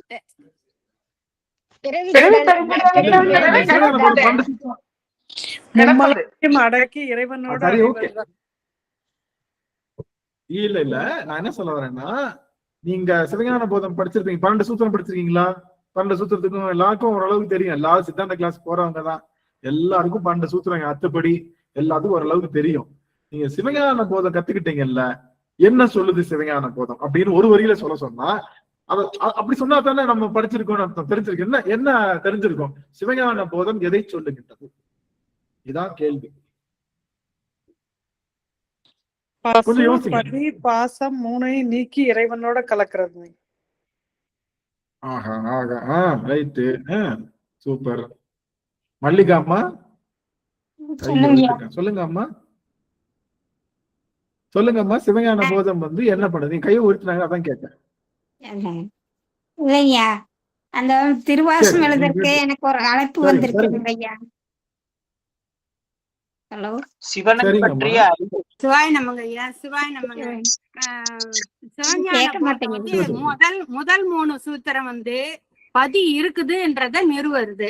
அடுத்தது பசு இருக்குதுன்றத, உயிர்கள் இருக்குதுன்றத நிறுவருது. அப்புறம் பாசம், உண்மையா பாச உலகம் இருக்குது, பாசத்துல நம்ம உழல்றோம், அந்த பாசத்தை நிறுவறது மீதி. அப்புறம் சிவனோட நம்ம எப்படி ஐக்கியம் ஆகணும், குருவை பத்தி உணர்த்துறது ஒரு 8வது சூத்திரம். அப்புறம் மீதி 9, 10, 11 நம்ம இறைவனோட ஐக்கியம் ஆகிறத பத்தி. சொக்கநாதா அப்படியே அம்மா வந்து கொத்தமா அருமை அருமை சுவாமி, அருமை சாமி, அருமை அருமை. அப்போ நான் உங்ககிட்ட ஒண்ணு கேக்குறேன், அருமை. நீங்க வந்து கரெக்டா படிச்சிருக்கீங்க, சிவஞான போதம் சிவனோட ஐக்கியமானதுன்னு சொல்லி. யாராவது ஒருத்தவங்க எல்லாரும் சிவஞான போதம் புக் வச்சிருக்கீங்களா? எடுத்துக்கோங்க. எடுத்துட்டு கடைசியில இருக்கக்கூடிய 12ஆம் சூத்திரம் மட்டும் யாராவது ஒருத்தவங்க சொல்லணும். யாராவது ஒருத்தவங்க கடைசியில் இருக்கக்கூடிய 12ஆம் சூத்திரம் மட்டும் ஒருத்தவங்க சொல்லுங்க. சிவஞான போதத்தினுடைய 12வது சூத்திரம் சொல்றேங்க ஐயா. நானு செம்மலர் நோந்தால் சொல்றேங்க ஐயா, கேக்குதா? செம்மலர் நோந்தால் சேரல் ஒட்டா, அம்மலம் கழியி அன்பரோடு மறியி, மாலர நேயம் மலிந்தவர் வேடமும் ஆலயம் தானும் அரண்யன தொழுமே. இதுக்கு விளக்கம் என்னன்னா, அருமை அருமை. அணைந்தோர் தன்மையை, அணைந்தோர் தன்மைய விளக்குறது தான் கடைசி 3 பாட்டு. இறைவன்கிட்ட அணைந்தோர்கள் எப்படி இருப்பாங்க, எப்படி இருக்கணும், எல்லாம் முக்கியமான செய்தி. 12வது சூத்திரம் வந்து சிவன் முத்தர், சீவன் முத்தர் செயல், அவங்களுடைய செயலை சொல்றது 12வது சூத்திரம். சரி, இப்போ எல்லாரும் என்ன கவனிக்கல, ஒரு நிமிஷம். இப்ப வந்து உங்களுக்கு ஒண்ணு சொல்ல போறேன். உங்களுக்கு திடுக்கிடும் தகவல், திடுக்கிடும் தகவல் ஒண்ணு சொல்ல போறோம். சிவஞான போதத்தினுடைய ஒருவரி செய்தி, சிவஞான போதத்தினுடைய ஒருவரி செய்தி. இப்போ நீ ஸ்கூலுக்கு போ, ஒழுங்கா உக்காரு, ஒழுங்கா படி, இல்ல அப்புறம் வந்து எக்ஸாம் வைப்பாங்க, கடைசியில கேம்பஸ் இன்டர்வியூ வரும். கேம்பஸ் இன்டர்வியூல பிளேஸ் ஆனா தான் என்னது, கேம்பஸ் இன்டர்வியூ பிளேஸ் ஆனா உனக்கு வேலை கிடைச்சது. இதுக்கு தான் ஸ்கூலுக்கு போறோம். முதல்ல ஸ்கூலுக்கு எப்படி போகணும், யூனிஃபார்ம் எப்படி போடணும், எப்படி உட்காரணும், என்னென்னலாம் ஸ்கூல்ல இருக்கும், மேஜர் இருக்கும், பேனா இருக்கும், பேப்பர் இருக்கும், எக்ஸாம் இருக்கு, இதெல்லாம் சொல்றது ஒவ்வொரு சூத்திரம். கடைசியில என்ன நம்மளுடைய மெயின் அப்ஜெக்டிவ் என்ன, ஸ்கூலுக்கு போறதுக்கு மெயின் அப்ஜெக்டிவ் என்ன, கடைசியில ஒரு வேலையோட வரணும், வேலையோட வரணும், வேலையோட வரணும். வேலை வாங்குறது தான் நம்மளுடைய மெயின் எய்ம். அந்த வேலை வாங்குறதுக்கு என்ன தெரிஞ்சுக்கணும்னு தான் சொல்றோம். அதுதான் சிவஞான போதத்தினுடைய எல்லாத்தினுடைய கடைசி தான் அதனுடைய முடிந்த முடிவு. புரியுதுங்களா? நிறைய சொல்லிட்டே வருவாங்க, ஆனா கடைசியில ஒண்ணு சொல்லி முடிப்பாங்க, அதுதான் முடிந்த முடிவு. அப்போ முடிந்த முடிவா சிவஞான போதம் என்ன சொல்லுது அப்படின்னா, எனக்கு எனக்கு எனக்கு ஞாபகம் இருக்கு, எனக்கு அந்த வார்த்தை ஞாபகம் இருக்காது, அதனுடைய பொருள் ஞாபகம் இருக்கும். அதனால எனக்கு பொறுத்து இந்த வட்டம் அம்மா கலாவதி அம்மா சொல்லிட்டாங்க. எனக்கு பக்கத்துல யாராவது சரி அம்மா இவங்க கலைச்செல்வி அம்மா நீங்க சொல்லுங்க பாக்கலாம். இப்ப அந்த சூத்திரத்தையே திரும்ப சொல்லுங்க, இந்த மரமண்டைக்கு ஏறாது. அதனால அந்த சூத்திரம் சொல்லுங்க பாக்கலாம். யாராவது சூத்திரம், வேற யாராவது கூட சூத்திரம் சொல்லுங்க. ஐயா நான் சொல்றேங்க ஐயா. சிவாயனம்மா சொல்லுங்க. 12வது சூத்திரம், செம்மலர் நோந்தால் சேர ஒட்டா, அமலம் களி அன்பரோடு மறி, மாலர நேயம் மலிந்தவர் வேடம். ஆமா, அம்மலம் களி அம்மலம் களி, அதுக்கப்புறம் என்ன? அமர் களி அன்பரோடு மரி. இதுதான் முக்கியம். இந்த வார்த்தையை அண்டர்லைன் பண்ணிக்கோங்க எல்லாரும். அம்மலம் களி அன்பரோடு மரி. களி களி அது அளபடை போட்டிருப்பாங்க. களி மரி என்ன அர்த்தம்? மலத்தை கழுவ வேண்டும். மலம்னு ஒண்ணு இருக்கு, அந்த மலத்தை கழுவுனா சாமி கிட்ட போயிடலாம் அப்படின்னு சொல்வதுதான். ஐயா வந்து மும்மலம் எனப்படும் அழுக்கை ஞான நீரால் கழுவணும் அப்படின்றது. இல்ல தப்பு. அதைத்தான் சொல்ல வந்தேன். யாரும் புத்தகத்துல இருக்கிறத அதான் இப்போ இவ்வளவு நாளா நம்ம புத்தகத்துல இருக்கிறதே படிச்சுட்டு இருக்கோம். அதுல இருக்கிறது தெளிவா வார்த்தை போட்டிருக்கு, தமிழ்ல தானே போட்டிருக்கு. நான் வேற வார்த்தை இல்ல. அம்மலம் களி அன்பரோடு மரி. மலம் கழிக்க வேண்டும். மலத்தை நம்ம எல்லா மலத்தையும் கழிக்கணும்னா நம்ம என்ன பண்ணணும்? அன்பர் என்று சொல்லுகின்ற சிவனடியார்களோடு மரிக்க வேண்டும், அவங்களோடு இணைய வேண்டும்.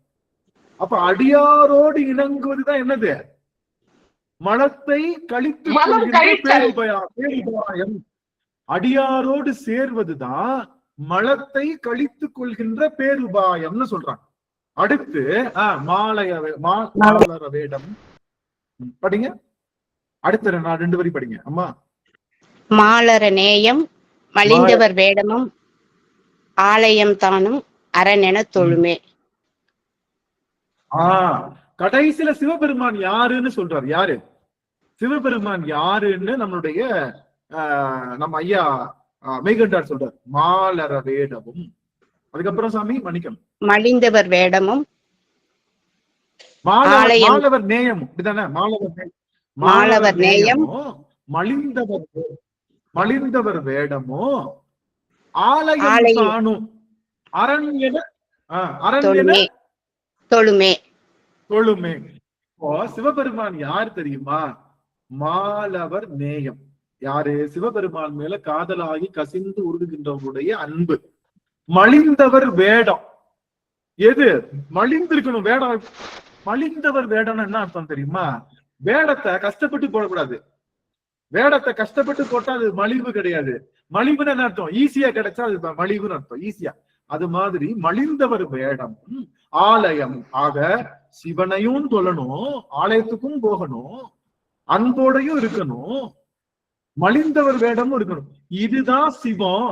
இந்த சிவத்தை நீ பற்றினால் என்ன நீங்கும்? உன்னுடைய மலம் நீங்க வந்து மியூட் பண்ணிக்கலாம், மியூட் பண்ணிக்கோங்க. உங்கள் மலம் நீங்கும்னு சொல்றேன். நல்லா கவனிங்க எல்லாரும்.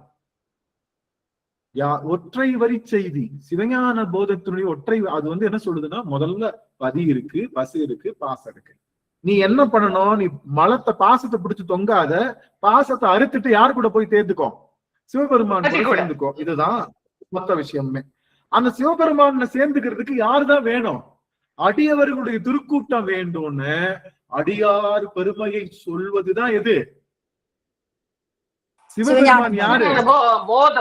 அடியார் பெருமையைத்தான் சொல்லுது. அடியாரோட சேராம நீ எங்க போய் உட்கார்ந்தாலும் நீ என்ன பண்ணாலும் உன்னுடைய மலம் கழியாது. அன்பரோடு மரி. அதுக்கு முன்னாடி என்னது?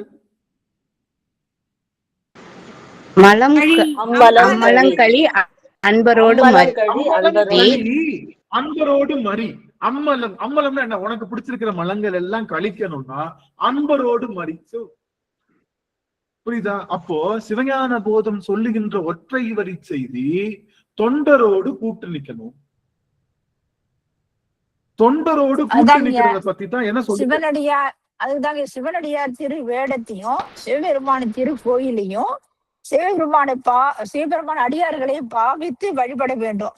அப்படி வழிபட்டவன் மலங்கள் நீங்கி நீங்கப்பட்ட சிவனடியார்கள் நாம அப்படின்ற மாதிரி தாங்க இந்த போதத்தினுடைய சிறப்பு. ஒரே வரியில சொல்றதா இருந்தா அப்படிதாங்க சொல்லலாம். ஆமா, ஒத்த சிவஞான போதம்னு சொல்ற ஒத்த வரி என்னன்னு கேட்டா, இனிமே மறந்துடக்கூடாது. அடியவர் திருக்கூட்டத்தோட சேருன்னு அடியவர் சிறப்பை சொல்லுது. எப்படி பெரிய புராணம் 12ஆம் சூத்திரத்துல அடியவர் பெருமையை சொல்லி முடிக்கிறது போல நம்மளுடைய மொத்த 12ஆம் சூத்திரம் அடியவர் பெருமையை அடியவரோட சேருன்னு சொல்லுது. ஒண்ணும் இல்ல, உனக்கு ஒண்ணுமே புரியலையா? சிவபுராணத்து இது உனக்கு சிவஞான போதம் புரியலையா? பதிபசு பாசம் புரியலையா? 36 தத்துவங்கள் தெரியலையா? எதுவுமே தெரியலையா? விட்டு, ஒன்னும் பிரச்சனை இல்லை. எனக்கு சஞ்சித வினா, ஆகாமிய வினா, அந்த வினா, இந்த வினா, எனக்கு சாந்தி கலை, பிரசாத கலை, வசித்த கலை, அந்த கலை, இந்த கலை வேண்டாம். எனக்கு 6 அத்துவாக்கள். என்னது? மந்திரம், பதம், வண்ணம், அதுக்கப்புறம் இது இருக்கு இல்லையா, அதுக்கப்புறம் என்ன இருக்கு, தத்துவம், கலை, புவனம், இது மாதிரி 16 தத்துவாக்கள். அதுக்குள்ள 10,000 இருக்கு, அதுக்குள்ள 50,000 இருக்கு, 254 புவனம் இருக்கு. அது போய்கிட்டே இருந்த எத்தனையோ.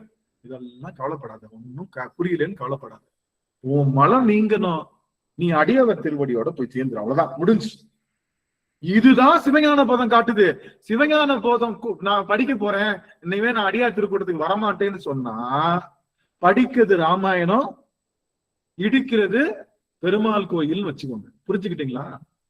சரி, நான் இன்னொன்னு மட்டும் சொல்றேன். நம்ம சொல்றாருல, இது நம்ம இந்த எல்லாருக்கும் இந்த அகவல் தெரியும்ல, நம்மளுடைய அம்மையார் அகவல். யாரு? நம்ம ஔவையாருடைய விநாயகர் அகவல். சீத கலவன் தாமரை பூம்பால. அந்த சொல்லிட்டே போவாங்க.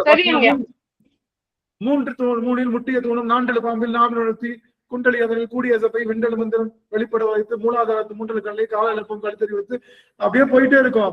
பாத்தீங்கன்னா அணுவுக்கு அப்பாலாய் கணுமுற்று நின்ற கரும்புள்ளை காட்டி சத்தத்தினுள்ளே சதாசிவம். இன்னமும் எங்கடா போறாங்கன்னு தெரியாது. அந்த அம்மா போய்கிட்டே இருப்பாங்க. கடைசி என்ன பண்ணுவாங்க? கடைசி வார்த்தை பாருங்க, கடைசி வார்த்தைக்கு வாங்க எல்லாரும். விநாயகர் புக் எடுங்க, விநாயகர் புக் எடுங்க. அணுவிற்கணுவாய்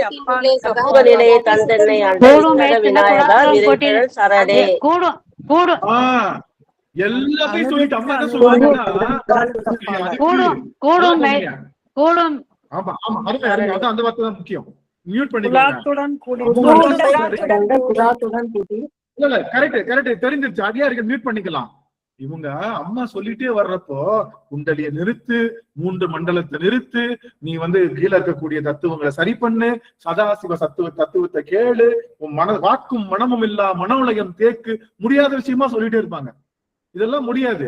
வாக்கும் மன உலகம் தேக்க முடியாது, குண்டலிய தூக்கி நிறுத்த முடியாது, 3 மண்டலத்துல நோக்கி இது பண்ண முடியாது, காலால இருக்கும் கருத்தை நமக்கு தெரியாது, கணுமுற்றே நின்று கரும்புள்ளை காட்டவும் தெரியாது. இதெல்லாம் கஷ்டமானதா சொல்லிட்டு கடைசியில சொல்லுவாங்க, கூடும் மெய்த்தொண்டர் குலாத்துடன் கூட்டி. இதெல்லாம் முடியலையா? உனக்கு யோகம் வரல, உனக்கு குண்டலினி தெரியாது, அசபை தெரியாது, உனக்கு எதுவுமே தெரியாது, உன்னால மனோலயம் பண்ண முடியாது, உனக்கு ஒண்ணுமே தெரியலையா? கூடும் மெய்த்தொண்டர் குலாத்துடன் கூட்டின்னு ஒரு வார்த்தை. அப்ப விநாயகர் அவர்கள் தருகின்ற பெருஞ்செய்தி அது. அடியார்கள் கூடுறதுங்கய்யா. அடியார் திருக்கூட்ட சிறப்பு, அடியாரோட சேரணும். விநாயகர் அகவல் எதை சொல்லுது? அடியார்களோட சேரணும் ஐயா, அடியார் கூட்டத்தோடு சேரணும். லோகநாயகர் மியூட் பண்ணிக்கலாம். விநாயகர் அகவல் அடியார் தொடுவது. சிவஞான போதம் என்ன சொல்லுது? அதுவும் அடியார் தொண்டர்களோடு கூட சொல்லுதுங்க ஐயா. பன்னிரு திருமுறை என்ன சொல்லுது? பன்னிரு திருமுறை என்ன சொல்லுது? அதுவும் அடியார் கூட்டத்தோடு இருக்க சொல்லுதுங்க ஐயா. கடைசியா முடியுது 12 திருமுறையும் அடியார். உங்களுக்கு ஒண்ணு தெரியுமா? சிவஞான போதம் தான் 14 மெய்கண்ட சாத்திரம். தெரியல, மித்த 13 சாத்திரமும் சிவஞான போதத்தை விரிக்க வந்ததுதான். சிவஞான சித்தியாரா இருக்கட்டும், மற்ற எல்லா நூல்களும், ஏனைய நூல்களும். சிவஞான போதமே எதை சொல்லுது? அடியவரோட சேருன்னு சொன்னா 14 மெய்கண்ட சாத்திரங்களும் எதைத்தான் சொல்லுது? அடியவர் 12 திருமுறை என்னதான் சொல்லுது? அடியவர் திருக்கூட்ட சிறப்பு தான். விநாயகர் எதை சொல்லுது? அடியவர் திருக்கூட்ட சிறப்பு தான். ஆக நாம அதை நோக்கி எதை நோக்கியோ ஓடிக்கிட்டு இருக்கோம். அடியவர் திருவடி சிறப்பு ஒண்ணுதான். சரிகை கிரியை யோகம் ஞானம் என்ற எல்லா நிலைகளையும் தருகின்ற செய்தி புரிஞ்சு. இனிமே சிவஞான பாதத்துக்கு ஒற்றை வரி செய்தி என்னன்னு கேட்டா, எல்லாத்தையும் எக்ஸ்பிளைன் பண்ணது எதுக்கு? தம்பி, சட்டையில அழுக்கு இருக்கு, பக்கத்துல வாளியில தண்ணி இருக்கு, இப்ப நீ என்ன பண்ணுவ அப்படின்னு சட்டையில அழுக்க காமிச்சதும், பக்கத்துல இருக்கிற வாளியை காமிச்சதும், உன்னால துவைக்க முடியும்னு சொன்னதும் எதுக்கு? துவைக்கிறதுக்காக, துவைக்கணும்ன்றதுக்காக. நாம அழுக்க பத்தியே ஆயிரம் படிச்சுக்கிட்டு இருக்கோம். அழுக்கு எப்படி இருக்கும்? கருப்பா இருக்கும். அது பேர் என்ன, நம்ம ஊறுகாய் அழுக்குன்னா போகாது, அதுக்கு விதை போட்டு இப்படியே. இதெல்லாம் சொல்லல. அழுக்க பத்தியும் தண்ணிய பத்தியும் படிக்க வேண்டிய அவசியம் இல்லை. துவைக்கிறதுக்கு துவைக்கிறதையும் எளிமைப்படுத்திட்டாரு. அடியார் திருவடி போய் சேரு, அவ்வளவுதான். அதுதான் திருவடி. நம்மளுடைய மெய்கண்டார் சொல்றது அடியார் திருக்கூட்டத்தோட சேரு. அம்மலம் களி அன்பரோடு மறி, அதை மறக்கவே கூடாது. அந்த வார்த்தை தான் வேதம். எதுல? சிவஞான போதத்துல வேதம் அதுதான். அம்மலம் களி அன்பரோடு மறி. மலம் கழிப்பதற்கு அன்பரோடு சேர வேண்டும். ஏன் சிவபெருமான மட்டும் சேர்ந்துக்கலாம்னு சொல்லிருக்கலாம்ல? மாலர நேயமும் மலிந்தவர் வேடமும் ஆலயம் தானும் அரணென தொழுமேன்னு சொல்லும் போது அதுல 3ஆவதாக வச்சிருக்காங்க. இது ஆலயம் என்பது. ஆலயம் என்பது அது 3ஆவதாக தான் வச்சிருக்காங்க. இன்னும் ஒரு செய்தி சொல்லி நிறைவு பண்றேன் என் கூட. அப்போ பன்னிரு திருமுறை காட்டும் நெறி அடியவர் கூட்டத்தோடு அடியவர் திருக்கூட்டம். 14 மெய்கண்ட சாத்திரம் காட்டும்படி அதுவும் அடியார் கூட்டத்தோட சேர்ந்து. எல்லா நூல்களும் பாத்தீங்கன்னா அடியவர் திருக்கூட்டம் தான். நம்ம ஐயா திருப்புகழ் இருக்குல்ல, ஆறுமுகம் ஆறுமுகம் ஆறுமுகம் ஆறுமுகம் ஆறுமுகம் ஆறுமுகம் என்று பூதி ஆகமணி மாதவர்கள் பாதமலர் சூடும் அடியார்கள் பதமே துணையது என்று நாளும். ஆகமணி மாதவர்கள் பாதமலர் சூடும் அடியார்கள் பதமே துணையது என்று நாளும். ஏறுமையில் வாகன குகாசரவனா அப்படியே போகுது. அவர் என்ன சொல்லிட்டாரு? ஆறுமுகம் ஆறுமுகம் ஆறுமுகம் என்று போதி ஆக மணி மாதவர்கள் பாத மலர் சூடும் அடியார்கள். முருகப்பெருமானை வணங்குகின்ற அடியார்கள் இருக்காங்கல்ல, அவங்க பாதத்தை சூடுகின்ற அடியார்கள் இருப்பாங்கல்ல, அவங்க பாதத்தை எனக்கு சூட்டு வை பெருமானேன்னு சொல்லி என்ன கேட்கிறாரு? திருப்புகள்லையும் அடியவர் பெருமை தான். ஆகமணி மாதவர்கள் பாத மலர் சூடும் அடியார்கள் பதமே. பதமே பதமேன்னு அர்த்தம். அதை தவிர வேறு பொருள் இல்ல. பதமே துணையது என்று நான் எங்க முருகனை கும்புறப்ப முருகா நீதான் எனக்கு துணைக்கு வரணும்னு கூப்பிடணும்ல. முருகனை கும்புறப்ப நீதான் எனக்கு. ஆனா என்ன சொல்றாரு? ஆகமணி மாதவர்கள் பாதமலர் சூடும் அடியார்கள் பதமே துணையது என்று நாளும்னா அடியார்கள் பதம் தான் எனக்கு துணைன்றாரு முருகனை சொல்றப்போ. அப்போ திருப்புகளும் எதைத்தான் சொல்லுது? அடியவர்கள் பெருமைதான். அடியவர்கள் பெருமைதான். திருவாசகம் அடியவர்கள் பெருமைதான். அடியாரில் கூட்டிய அதிசயம் கண்டாம். அடியாரில் கூட்டிய என்னது என்னது அது என்ன பாட்டு? கோயில் முத்த திருப்பதிகம். உடையால் நடுவில் அதுல இருவேரும் அடியேனுள் இருப்பதானால் என்னது? இருவீரும் அடியேனுள் இருப்பதானால் அடியார் அடியான் இருக்கும் அருளை புரிவாய் பொன்னம்பல. அடியாருள் இருக்கும் அருளை புரியாயேன்னு நீ ஓ அருள் வேணும்னு எனக்கு கேட்கல, யார்கிட்ட சாமிகிட்ட கேட்கிறாரு அடிய. அப்ப திருவாசகமும் இதைத்தான் சொல்லுது, அடியார் பெருமை அடியார் கூட்டத்தோடு சேர்ந்து இருக்கணும்னு சொல்லுதுங்க. அப்போ கவனிங்க நீங்க எல்லாரும் நல்லா கவனிங்க. நான் உங்களை குறை சொல்ல. நீங்க எந்த வகுப்புக்கும் போங்க, நிறைய சித்தாந்தம் கத்துக்கோங்க, நிறைய எல்லாம் கத்துக்கோங்க. ஆனா பார்த்தா கவனிங்க, எனக்கு பாருங்களேன், எனக்கு கவனிங்களேன், எனக்கு பாருங்க ஒரு நிமிஷம். நான் தெரியறேன்னா நான் என்ன பண்ணுவேன் தெரியுமா? சட்டை போட்டுக்குவேன், நல்லா நீட்டா குளிச்சுட்டு தலையெல்லாம் சீப்பு இருக்கான்னு பத்திரமா எடுத்து பேக்ல வச்சுக்குவேன். ஏன்னா சீப்பு அடிக்கடி தலை குழந்தைச்சு எனக்கு பிடிக்காது. அதனால சீப்பு இருக்கான்னு பத்திரமா பாத்துக்குவேன். அதுக்கப்புறம் ஷூ மாட்டிடுவேன், பேண்ட் எல்லாம் போட்டு டிப்டாப்பா பெல்ட் கில்ட் எல்லாம் போட்டு பேக் எல்லாத்தையும் எடுத்துட்டு நான் போயிடுவேன். எங்க ஆபீஸ்க்கு போலான்னு போயிடுவேன். அங்க போனதுக்கு அப்புறம் தான் தெரியும் பர்ஸ் எடுக்காம போயிடுவேன். எங்கேயுமே போக முடியாது என்னால. இவ்வளவு தூரத்துக்கு போட்டு போனோம்ல, நல்லா டிப்பு டாப்பா கிளம்பணும்ல. இப்ப நான் எங்கேயுமே போக முடியாது. என்ன பண்ணணும்? ரிட்டர்ன் ஆகி வீட்டுக்கு வரணும். வந்து காசு எடுத்தா தான் போக முடியும். அது மாதிரி நீங்க சித்தாந்தம் படிங்க, 14 மெய்கண்ட சாத்திரங்கள் படிங்க, எல்லாம் படிங்க, எது வேணாலும் படிங்க. ஆனா பர்ஸ்ன்ற அடியவர் திருக்கூட்டத்தை மட்டும் சேராம நீங்க எங்கேயுமே போக முடியாது. நல்லா தெரிஞ்சுக்கணும். நாமெல்லாம் அப்படிதான் பண்ணிட்டு இருக்கோம். தலை கலந்துருச்சான்னு பாரு, காதுல தோடு போட்டிருக்கானு பாரு, கழுத்துல செயின் இருக்கான்னு பாரு, எல்லாம் ரெடியா இருக்கு. ஓகே. ஆனா டிக்கெட் எடுக்கிறதுக்கு என் கையில காசு இல்லாம போகணும். அங்க போய் நம்ம போய் மோகத்தை கட்டி கொடுக்க முடியுமா? இந்தாங்க மோகத்தை வச்சுக்கோங்க, எனக்கு டிக்கெட் கொடுக்க முடியுமா? இது கூட சித்தாந்தம் படிக்கிறது எல்லாம் அடியார் கூட்டத்தோட தானே படிக்கிறோம். நான் என்ன சொல்ல வரேன்னா, இப்ப நான் புறம்பா சொல்லல. நீங்க எல்லாமே பண்ணுங்க. ஆனா எல்லாத்தினுடைய சாரம் என்னத்தான்? அடியவர் திருக்கூட்டம் தான் சாரம்.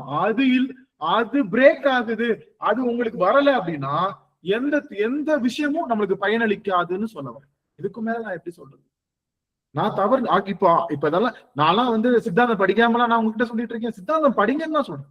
சித்தாந்தம் படிங்க, நிறைய புத்தகங்கள் படிங்க, நிறைய விஷயங்கள் கத்துக்கோங்க, எல்லாம் பண்ணுங்க. ஆனா எல்லாத்துக்கும் அடிநாதம் என்னதான்?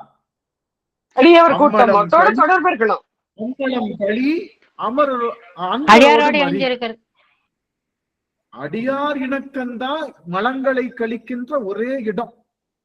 அடியார் திருக்கூட்டம் சிவபெருமான் கூட கழிக்க முடியாதுன்ட்டாங்க.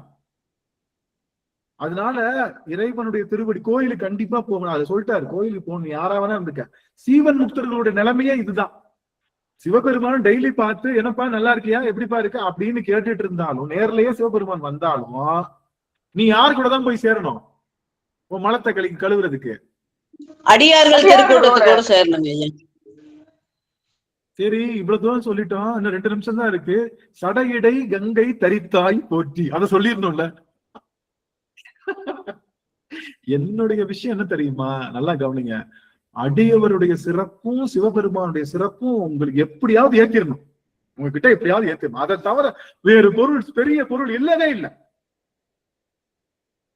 நீங்க அதை தவிர வேறு பொருள் தேடுறப்ப நான் இதை சொல்லிட்டே இருப்பேன். எப்படியும் நான் டிசைனா இதைத்தான் சொல்ல போறேன். நீங்க 500 அமர்வு இல்ல 5000வது அமர்வு வந்தாலும் அடியவர் திருவடியையும் அன்பா இருக்கிறதையும் சிவபெருமானுடைய அந்த பரத்துவத்தையும் பற்றி மட்டும்தான் அடியன் பேச போறேன். வேற எதையுமே பேச போறது இல்ல. ஏன்னா இதுதான் தன்மையே. இப்ப புரியுதுங்களா? இப்ப சிவஞான போதத்துடைய ஒற்றை வரி செய்தி என்னன்னு கேட்டா நமக்கு இதுதான் சொல்ல தெரியணும்ல. விநாயகராவுடைய ஒற்றை வரி செய்தி என்னன்னு கேட்டா இதைத்தான் சொல்ல தெரியணும். நம்முடைய நம்பியார், ஆமா, நம்பியாருடைய ஒற்றை வரி செய்தி எதுன்னு கேட்டா அடியவர் திருக்கூட்டம் தான். அப்பர் பெருமான் என்ன சொல்றாரு? ஆவுரித்து தின்று உழலும் புலையரையர் ஆகினும் கங்கைவார் சடைக்கு அன்பராகில் அவர்தாம் நாம் வணங்கும் தெய்வம் கண்டிருந்தார். சிவபெருமான் தெய்வம் கிடையாதான். கங்கைவார் சடைக்கு அன்பராக இருந்தாலும் எவ்வளவு தப்பு வேணாலும் பண்ணிட்டு போறான். என்ன தப்பு வேணாலும் பண்ணிட்டு போறான். சிவபெருமான வணங்குறானா அவனை போய் நான் கும்பிடுவேன் அப்படின்றது யாரு? இல்ல, அடியவர் பக்தி. ஞான சம்பந்தர் பத்தி சொல்லவா வேண்டும்? ஞான சம்பந்தர் எத்தனை இடத்துல அடியவர் திருவடியை போற்றுகின்றார். எத்தனை தன்னுடைய பாட்டுல மங்கையர்கரசிய அன்னை பராசக்தியினுடைய வடிவமாவே மங்கையர்கரசி வலவர் கொன்பாவை. இன்னைக்கு ஐயா அந்த எந்த ராகம், அது என்ன ராகம் சாமி? பூபாலம். அது இதுக்கு பண் என்ன? அது இந்த பண் என்ன பண்ண? இதுக்கு புறநீர்மை பண்ணல. ஐயா ஒரு பாட்டு பாடினாங்க. அப்படியே மெய் மறந்துட்டேன். இன்னைக்கு நடராஜன் ஐயா பாடினாங்க. என்னால நிறுத்தவே, ஐயோ நம்ம நிறுத்துறவே படுபாவி, என்னடா பண்ற. அவ்வளவு புறநீர்மையில அவ்வளவு அழகா பாடினாங்க. நான் தெரிஞ்சுக்கோங்க, சிவபெருமான் திருவடி அடியவர் திருவடியை விட்டுட்டு வேற வேதம் இல்ல, ஆகமம் இல்ல, சாத்திரம் இல்ல, தோத்திரம் இல்ல, நூல்கள் இல்ல, ஞானம் இல்ல, எதுவுமே இல்ல. ஒரு 3 வினாடி டைம் கொடுக்குறேன். ஒரு 60 வினாடி எல்லாம் கண்ண முடிக்கோங்க. அடியவர் திருவடிதான் மலத்தை கழுக்கி சிவபெருமானோடு தேக்குகின்ற சிவஞான போதம். இதுதான் சிவஞான போதம். நான் ஃபர்ஸ்டே சொன்னேன், அடியார்கள் தான் சிவஞான போதமா வர்றாங்கன்னு. அடியவர்களுடைய கூட்டுதான் நம்முடைய மலத்தை கழுவித்து இறைவனோடு சேர்க்குகின்ற போதம். கண்ணம் மூடிட்டு சிவஞான போதம் என்பது அன்பரோடு மறி, அம்மலம் களி அன்பரோடு மறி. என் மலமானது அடியவரோடு சேரும் போது கழிந்து விடுகின்றது, இறைவன் திருவடியை கொண்டு சேர்க்கின்றது அப்படிங்கிறது. அதை மட்டும் ஒரு நிமிடம் மனசு நிறுத்திக்கும். எல்லாரும் 60 செகண்ட் யாரும் எதுவும் பேச வேண்டாம், நிறுத்திடலாம்.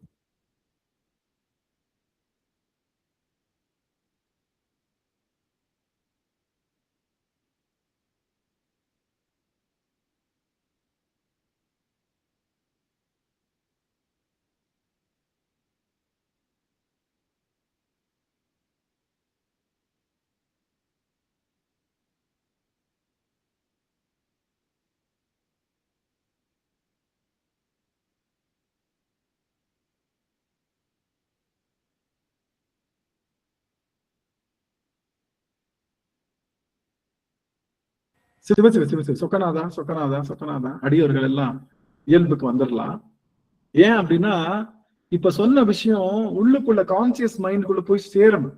திரும்ப அப்படியே 10-11 கலைஞ்சிடக்கூடாதுன்றதுக்காக உள்ளுக்குள்ள பொக்கிஷம் போட்டு பூட்டி வச்சாச்சுன்னு சொன்னப்பதான் நமக்கு தெரியுது.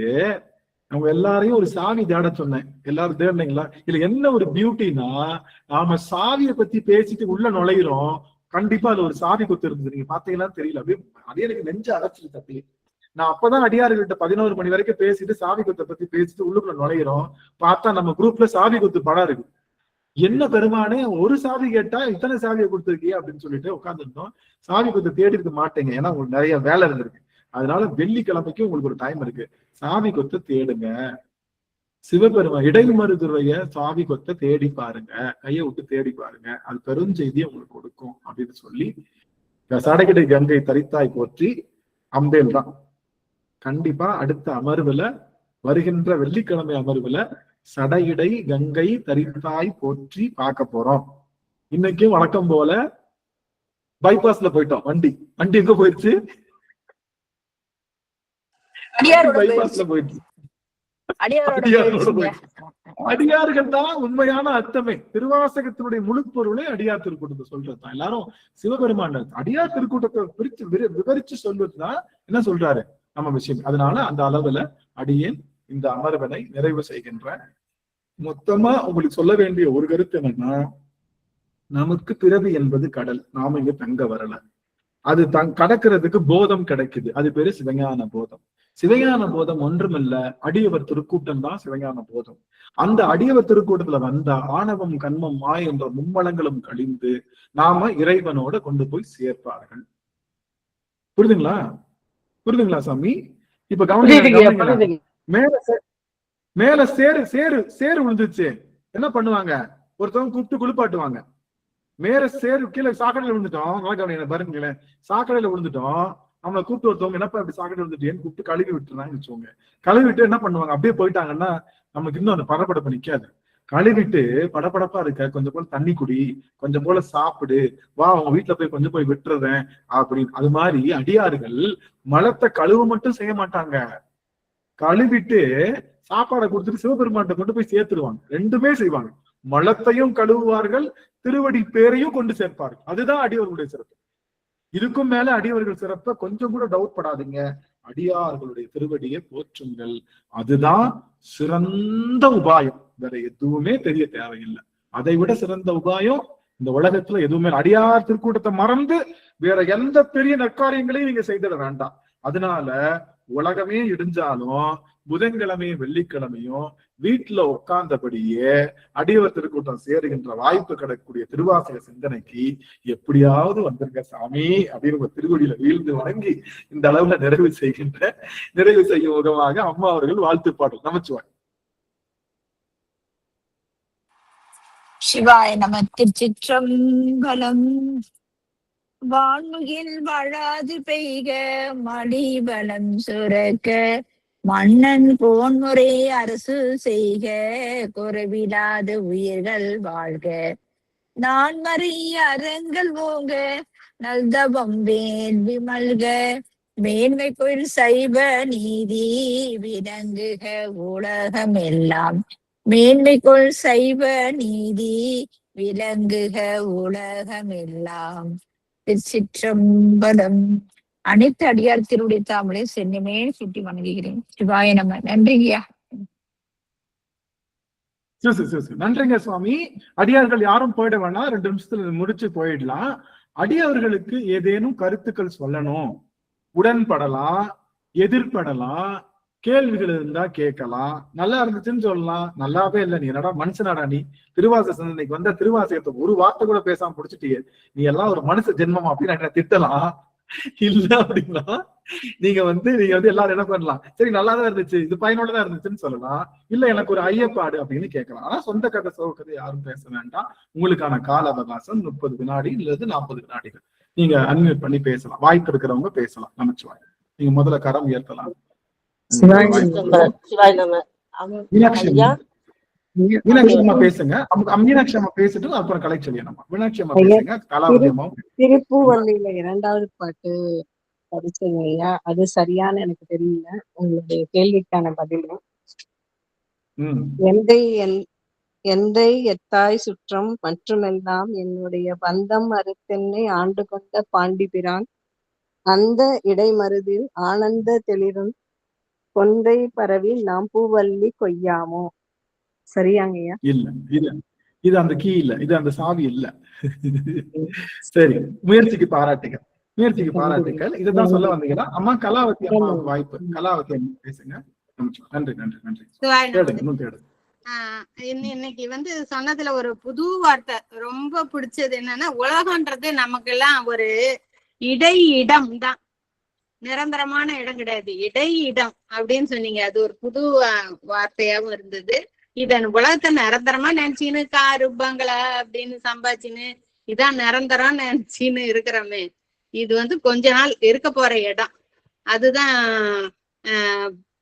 என்ன காண்டம்னுவாங்க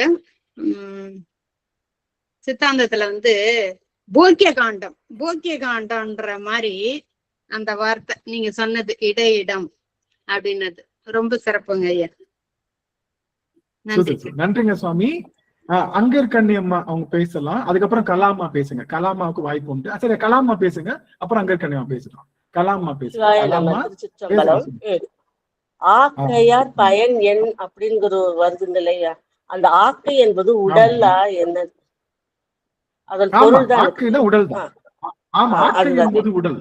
ஆக்கையால் பயனன்கொள் அரண் கோயில் வலம் வந்து. ஆமா, நம்ம கோயில்ல வலம் வருவதற்காகத்தான் முழு உடம்பு, அதுக்காகத்தான் உடம்பு கொடுக்கப்படும். கோவில் வலம் வரணும் அப்படிங்கறதான் சொல்றது. அடுத்த அமர்வுல ஆலயம் பற்றி கேளுங்க சுவாமி. ஆலயம் எனக்கு கொஞ்சம் எல்லாரும் ஞாபகப்படுத்துங்க. ஆலயத்தை பத்தி நம்ம பேசலாம். அருமை. கலாமா, நன்றி. அம்மா அங்கர்கண்ணி அம்மா பேசுங்க. இன்னைக்கு நீங்க சொன்னதுல விநாயகர் அகவல்ல தொண்டர் குழாத்திரன் கூட்டின்னு வரும் இல்லையா, அது படிக்கும் போது அப்பப்ப யோசிப்பேன். ஒவ்வொரு லைனா 5 எழுத்து மந்திரம் எல்லாமே கொஞ்சம் புரியுற மாதிரி இருக்கும்.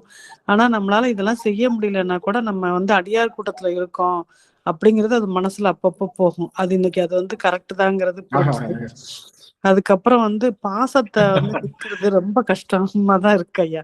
இப்ப அதை நீக்கி நம்ம சாமி பெரிய இடத்துல வச்சிருக்காருன்னு நினைக்கும் போது ரொம்ப சந்தோஷமா இருக்கு.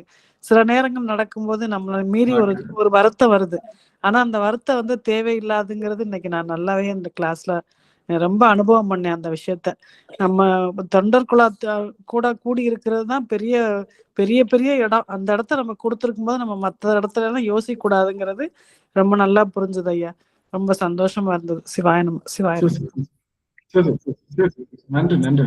கேசவ பிள்ளை அம்மா பேசுங்க. அம்மா பேசுங்க. கேசவ பிள்ளை அம்மா. ஐயா சார், இது திருப்பன்னூசல்ல 2வது பாட்டு, 3 அங்கு இலங்கு நயனத்தன் மூவாத வான்தங்கு தேவர்களும் காணா மலரடிகள் தேன் தங்கி தித்தித்து அமுதூரி தாந்தெளிந்து அங்கு ஊன் தங்கி நின்று உருக்கும் உத்தர கோசமங்கை கோந்தங்கு இடைமருது பாடி குலமஞ்சை போன்று அங்கு அன்ன நடையீர் பொன்னூசல் ஆடாமோ அப்படின்னு அதுல இருக்குது. அப்புறம் திருவார்த்தையில 2வது பாட்டு இருக்குது. இல்ல, இது நீங்க பொன்னூசல் முழுக்கவுமே இடைமருதீஸ்வரர் பத்தி பாடுற பாட்டு தான். அங்கேயும் சாவி இல்ல. நீங்க கொஞ்சம் தேடலை மாத்துங்க. தேடுங்க, கண்டிப்பா சாவி கிடைக்கும். சுவாமி அம்மா பேசுங்க. ஆமா, கிருஷ்ணவேணி அம்மா பேசுங்க. ஐயா, கீர்த்தி திரு அகவல்ல 76ஆம் இடைமருது அதனில் ஈண்ட இருந்தும் படிமம் பாதம் வைத்த அப்பரிசும். படிமம் பாதம் அது எல்லாமே இந்த நம்ம ஆமா. இப்ப நீங்க அந்த இந்த கீர்த்தி திருவிழா எல்லாமே யாருக்கோ செய்த திருவிளையாடல சொன்னதுதான். நான் மணிவாசகரோட தொடர்புடையதை தான் கேட்கிறேன். அதுதான் அங்க சாவியே. பெருஞ்சாவி, பெரிய பூட்டு, பெரிய சாவி, பெரிய ரகசியம். அது கிடைக்கிறப்ப உங்களுக்கு நீங்க எல்லாம் கூத்தாடுவீங்க. அப்படியே எல்லாரும் அப்படியே சந்தோஷத்துல மிதப்பீங்க எல்லாரும். அதனால அதுக்கு தேடுங்க. கிருஷ்ணவேணி அம்மா, உங்களுடைய தேடலுக்கு அடியனுடைய வாழ்த்துக்கள் சுவாமி. பிரதட்சமாகி புனிதமான பாதத்தை வைத்த பெருமைன்னு வருதுங்களே. இல்ல, அதுதான் அது ஏற்கனவே உள்ள ஒரு அது கீர்த்திருவிழா எடுக்கிறப்ப உங்களுக்கு தெரியும். அது ஏற்கனவே நடந்த ஒரு நிகழ்வு. அங்க நடந்த நிகழ்வு எல்லாமே மகேந்திரன் தன்னில் அவங்க சொன்னது பாங்காய் பட்டமங்கைக்கு அருளியது, இது எல்லாமே வந்து வேற இடத்துல நடந்து ஒரு திருவிளையாடல் விஷயங்கள் தான். அதனால அதுக்கும் நம்மளுடைய மணிவாசகருக்கும் சம்பந்தம் இல்லை. இது ஒரு பெரிய தொடர்புடைய கேள்வி. ஆனா எல்லாரும் முயற்சி பண்ணிருக்கீங்க, முயற்சிக்கு என்னுடைய பாராட்டுக்கள். தொழாவுங்க எல்லாரும். சரிங்கம்மா. அம்மா இப்ப வந்து சாந்திமதி அம்மா பேசுங்க, டக்கு டக்குன்னு முடிச்சிடலாம். சாந்திமதி அம்மா பேசுங்க அம்மா. வேண்டத்தக்கது அறிவோய்னி வேண்ட முழுதும் தருவோய்னி, வேண்டும் அயன்மார்க்கு அறியோய்னி வேண்டி என்னை பணி கொண்டாய், வேண்டி நீயாது அருள் செய்தாய் யானும் அதுவே வேண்டி நல்லால், வேண்டும் பரிசொன்று உண்டேனில் அதுவும் உந்தன் விருப்பன்றே. அத சொல்றதே அவரு தனக்கு வேணும்னு எதுவுமே கேட்கல, நீ எல்லாமே நீ கொடுக்க போற, அப்படி இருக்கும்போது நான் ஏன் உன்னை கேட்கணும் அப்படின்றது மாதிரி சொல்றாரு. அதான் அடியார். அதுக்கப்புறம் ஒரு சாமி, இந்த நம்ம அடியார் கூட்டத்துல இருந்தா நம்மளோட வினைகள் எல்லாம் கழியுது. திருமுறைகளை படிக்கும் போதும் நமக்கு இன்னொன்னு வந்து அந்த பொறுமை எல்லாம் நிறைய வரணும்னா இந்த மாதிரி அடியார் கூட்டத்திலயும் இருந்தாதான் சாமி வருது. சிவசிவா. அதனாலதான் நான் எப்பவுமே உட்காருங்க, அடியார எல்லாருமே ஃபேஸ் பண்ணுங்க, அந்த முகத்தோட பார்த்து பேசும்போதுதான் நம்மளோட ரியாக்ஷன் அதெல்லாம் பார்க்கும்போது நம்மளே அறியாம நம்மளோட உணர்ச்சி, ஏன்னா தனிமைன்றதை விட இது ரொம்ப நல்லா இருக்கு அப்படின்ற நல்லாவே சிவசிவா. ரொம்ப நன்றி, நன்றிங்க சாமி.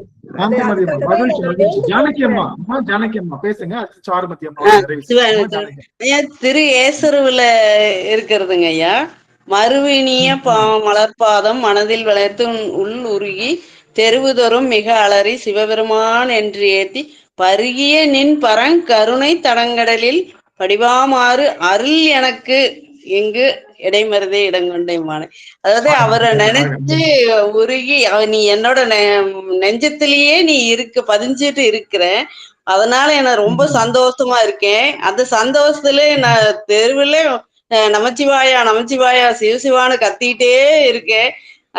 அந்த அளவுக்கு நீ வந்து என்னோட உள்ளத்துல இருக்கிற அப்படின்னு சொல்ல மாதிரி இருக்குங்க. அது நமச்சிவாய இன்னும் தேடணும் சாவி சரியா கைக்கு ஆப்படல, இன்னும் தேடணும் சாவி. ரொம்ப மகிழ்ச்சி. சாருமதி அம்மா சுவாமி. அம்மா ஐயா சிவாய நமங்க ஐயா. அடியார் திருக்கூட்டத்தோட சிறப்பு வந்து நீங்க அந்த பொதுவில் வருக அப்படின்னு சொல்லும் போதும் நீங்க சொன்னீங்க ஐயா அத.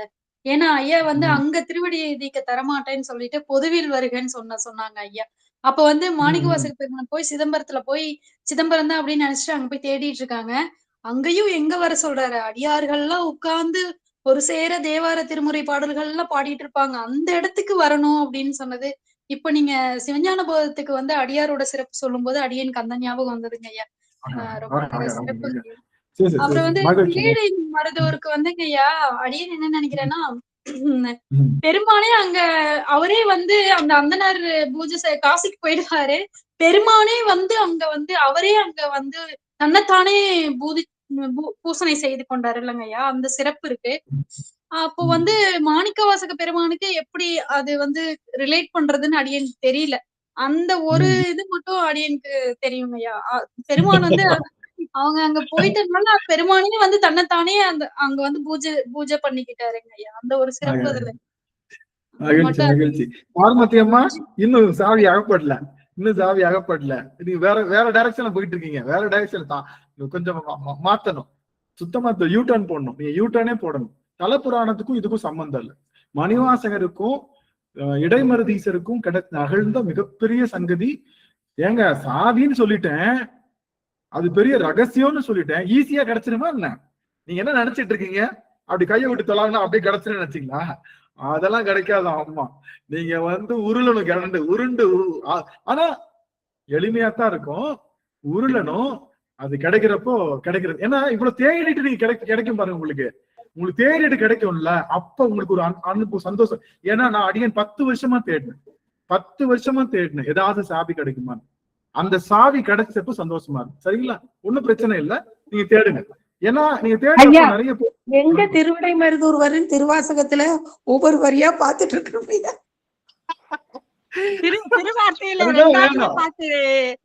ரெண்டாவது பாட்டு இருக்குது சார். மாலையன் வானவர்கோன்னு வந்து வணங்க அவருக்கு அருள் செய்த ஈசன் ஞாலம் அதனிடை வந்திருந்து நல்நறி காட்டி நல்ல திகழும் கோலமணி மாடம் நீடு குலாவும் இடவை மட நல்லாட்கு சீலம் மிக கருணை அளிக்கும் திறம் அறிவார் எம்பிரான் ஆவாரு. ஆமா, நாங்க திருவார்த்தையும் பேசியிருக்கோம், முன்னாடி திருவார்த்தையெல்லாம் பேசியிருக்கோம். இந்த இதுவும் சாவி இல்ல, இந்த இடமும் சாவி, இதுவும் அங்க நடந்த தலப்புராணத்தை தான் சொல்லிட்டேன், தலப்புராணத்தை தான் சொல்லிட்டேன். சாவி இதுவும் இல்ல. சாவி ஆனா எனக்கு என்ன சந்தோஷம்னா, நீங்க எல்லாரும் சாவியை தேடி இருக்கீங்கன்னு நினைச்சு எனக்கு சந்தோஷம். அப்படியே மறந்துட்டீங்க போல. இந்த அம்மா அவன் கிடக்கா, அந்த சாவியை கிடைச்சு நமக்கு என்ன ஆக போகுது அப்படின்னு இல்லாம எல்லாரும் கையை உள்ள விட்டு தொலாவி இருக்கீங்க. இடைமருது ஈசன் அப்படியே எங்கேயாவது புடிச்சிட முடியுமான்னு தேடி இருக்கீங்கன்னு நினைக்கும் போது அடியனுக்கு சொல்லலாத மகிழ்ச்சி. மாணிக்க வாசகர் இப்பதான் உங்களை வந்து ரொம்ப ஆச்சரியமா இந்த புள்ள இவ்வளவு நாளா நம்ம திருவாசகத்தை இப்படி வந்து படிச்சுக்கிட்டு இருந்துச்சு, இப்ப வந்து எப்படி தொழாவது பாரு, எக்ஸாமுக்கு படிக்கிற மாதிரி படிக்குது, எவ்வளவு அழகு பாருன்னு சொல்லி மணிவாசகர் உங்களை ரொம்ப மெச்சுக்குவார். அதனால நீங்க திரும்ப தொழாவுங்க, நல்ல விஷயம் உங்களுக்கு கிடைக்கும். காஞ்சனா அம்மா சொல்லுங்க சுவாமி.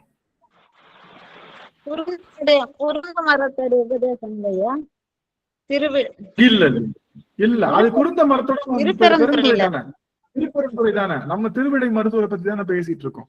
ஆக மொத்தம் மண்டை வெடிக்க போறவங்க எல்லாருக்கும் என்ன ஆக போகுதுன்னு தெரியல நடக்கிறாங்க. ஆனா எனக்கு என்ன ஆசைன்னா அவங்க எல்லாரையும் திருவிடை மருத்துவர் கூட்டிட்டு போய் அந்த ரகசியத்தை சொல்லணும்னு உத்தரவு இருந்தா சொல்லுவேன், இல்லாட்டி அங்கேயும் சொல்ல மாட்டேன். அந்த உணர்வு மட்டும் அடியா இருக்கு. ஆனா அந்த உணர்வு எல்லாருக்கும் போயிடுச்சு. நான் போன வாரம் பேசிட்டு இருந்தோம், அந்த உணர்வு அந்த அந்த அந்த விஷயம், அந்த சாவிக்கான ரகசிய உணர்வை பெருமான அத்தனை அடியார்களுக்கு கொடுத்துட்டாரு, அப்பவே கொடுத்துட்டாரு. இனி போனஸ் தான் தெரிஞ்சுக்கிறது. அதனால தேவ ரகசியம் எளிமையா கிடைக்காது, கொஞ்சம் கஷ்டப்பட்டு தான் கிடைக்கும். ட்ரை பண்ணுங்க. ஐயா நீங்க 10 வருஷம் தேடி கிடைச்சது எங்களுக்கு 10 நாள் கழிச்சாது சொல்லுங்க ஐயா ப்ளீஸ்.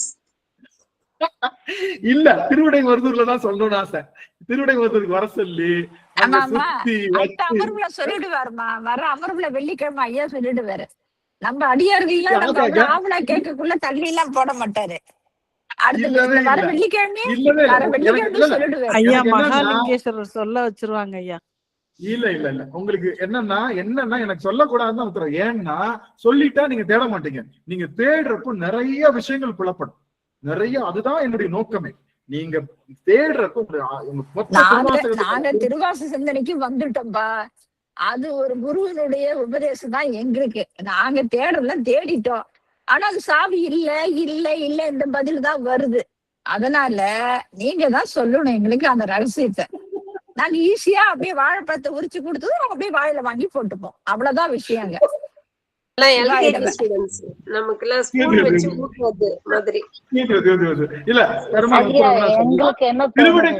என்ன பண்ணுங்க, திருவிடை புக்கையே ஓபன் பண்ண வேணாம். யோ நீயாச்சு நானாச்சு, திருவிடை மருதீஸ்வரர் அவர் நோக்கி தவம் செய்யுங்க, அவரை நோக்கி தவம் செய்யுங்க. இனி நான் ஏன் புத்தகத்தை திருப்பணும், நீ புத்தகத்தை திருப்பி எனக்கு சொல்லியா அப்படின்னு சொல்லி மருதீசரை நோக்கி தவம் செய்யுங்க.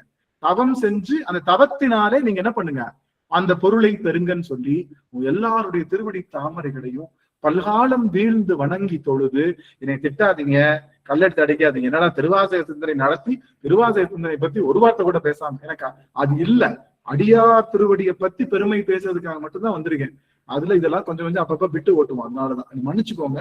அடுத்த அமர்வுல கண்டிப்பா சடையிடை கங்கை தரித்தாய் போற்றி வந்துரும். எல்லாருக்கும் தளம் வந்துரும். எனக்கு இன்னும் உட்காரதுக்கு நேரம் இல்லை. எல்லாருக்கும் தளம் பேர் போட்டு நான் அனுப்பிச்சிருவேன், குரூப்ல இருந்து போட்டுருவேன். நீங்க அதை பார்த்து தளத்துக்கான பொருளை நீங்க தயார் பண்ணிட்டு இருக்கலாம் அப்படின்னு சொல்லி இந்த அளவுல அத்தனை அடியார்கள் திருவடி தாமரைகளையும் பல்காலம் வீழ்ந்து வணங்கி நிறைவு செய்கின்ற திருச்சிற்றம்பலம். கடந்தோள் வாழ்க, அருமுகம் வாழ்க, வெற்பை கூறுசை தனிவேல் வாழ்க, குக்குடம் வாழ்க, செவ்வேல் ஏறிய மங்கை வாழ்க, யானை தன்னனங்கு வாழ்க, மாறிலா வள்ளி வாழ்க, வாழ்க சீரடியார் எல்லாம் மாறிலா வள்ளி வாழ்க, வாழ்க சீரடியார் எல்லாம். வெற்றிவேல் முருகனுக்கு அரோகரா, ஞானவேல் முருகனுக்கு அரோகரா, சக்திவேல் முருகனுக்கு அரோகரா. திருச்சிற்றம்பலம். அடியார்களுக்கு, புது அடியார்களுக்கு சொல்றது, நாம இந்த வான்மகிழ் வளாத்து பெய்க சொல்றப்பையும் நம்ம ஆரிய தடங்கோல் சொல்றதையும் கரங்களை உயர்த்தி குவிச்சு நாம கொஞ்சம் ஆடணும். ஏன்னா சிவபெருமானுக்காக நாம கண்டிப்பா ஆடணும். கூத்தாடேன் மெழுகேன் விரையார்ந்த மலர்த்தூவேன்னு யார் சொல்றாங்க? மணிவாசர். கண்டிப்பா அவனுக்காக ஆடணும். பாடுறோம், ஆனா பெரிய ஸ்டெப்பு போட்டு பரதநாட்டியம் எல்லாம் ஆட முடியாது. அதனால தலையில கையை குவிச்சு அவனுக்காக உடலை நோக்கி நம்மளால ஒரு சின்ன ஸ்டெப் போட்டு அவனுக்காக ஆடும் போது உள்ளிருந்து ஆடுகின்ற பெருமானும் வெளியிருந்து ஆடும் போதும் அது ஒரு பெரிய ஆனந்த அனுபவத்தை ஏற்படுத்தும். அப்படிங்கறதுனால சிவபெருமானுக்காக ஆடணும்.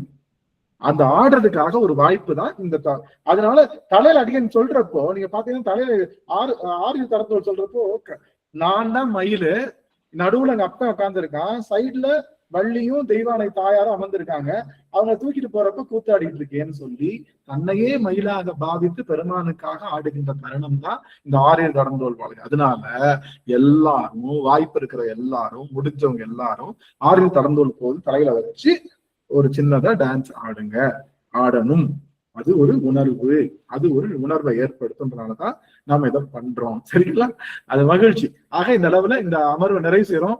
வெள்ளிக்கிழமை மறந்துடாதீங்க. அடிவ திருக்கூட்டத்தை பத்தி இவ்வளவு சொன்னதுக்கு அப்புறமும் அடியார்கள் கண்டிப்பா வந்து சேருங்க. யாராவது முடிஞ்சா நல்ல அடியார்களையும் சேர்த்து விடுங்க. நல்லதுங்க சாமி, உத்தரவு வாங்கிக்கலாம். அத்தனை அடியார்கள் திருவடி தாமரைகளையும் போற்றுங்க. நன்றிங்க சாமி. உத்தரவு உத்தரவு உத்தரவு. வணக்கம்.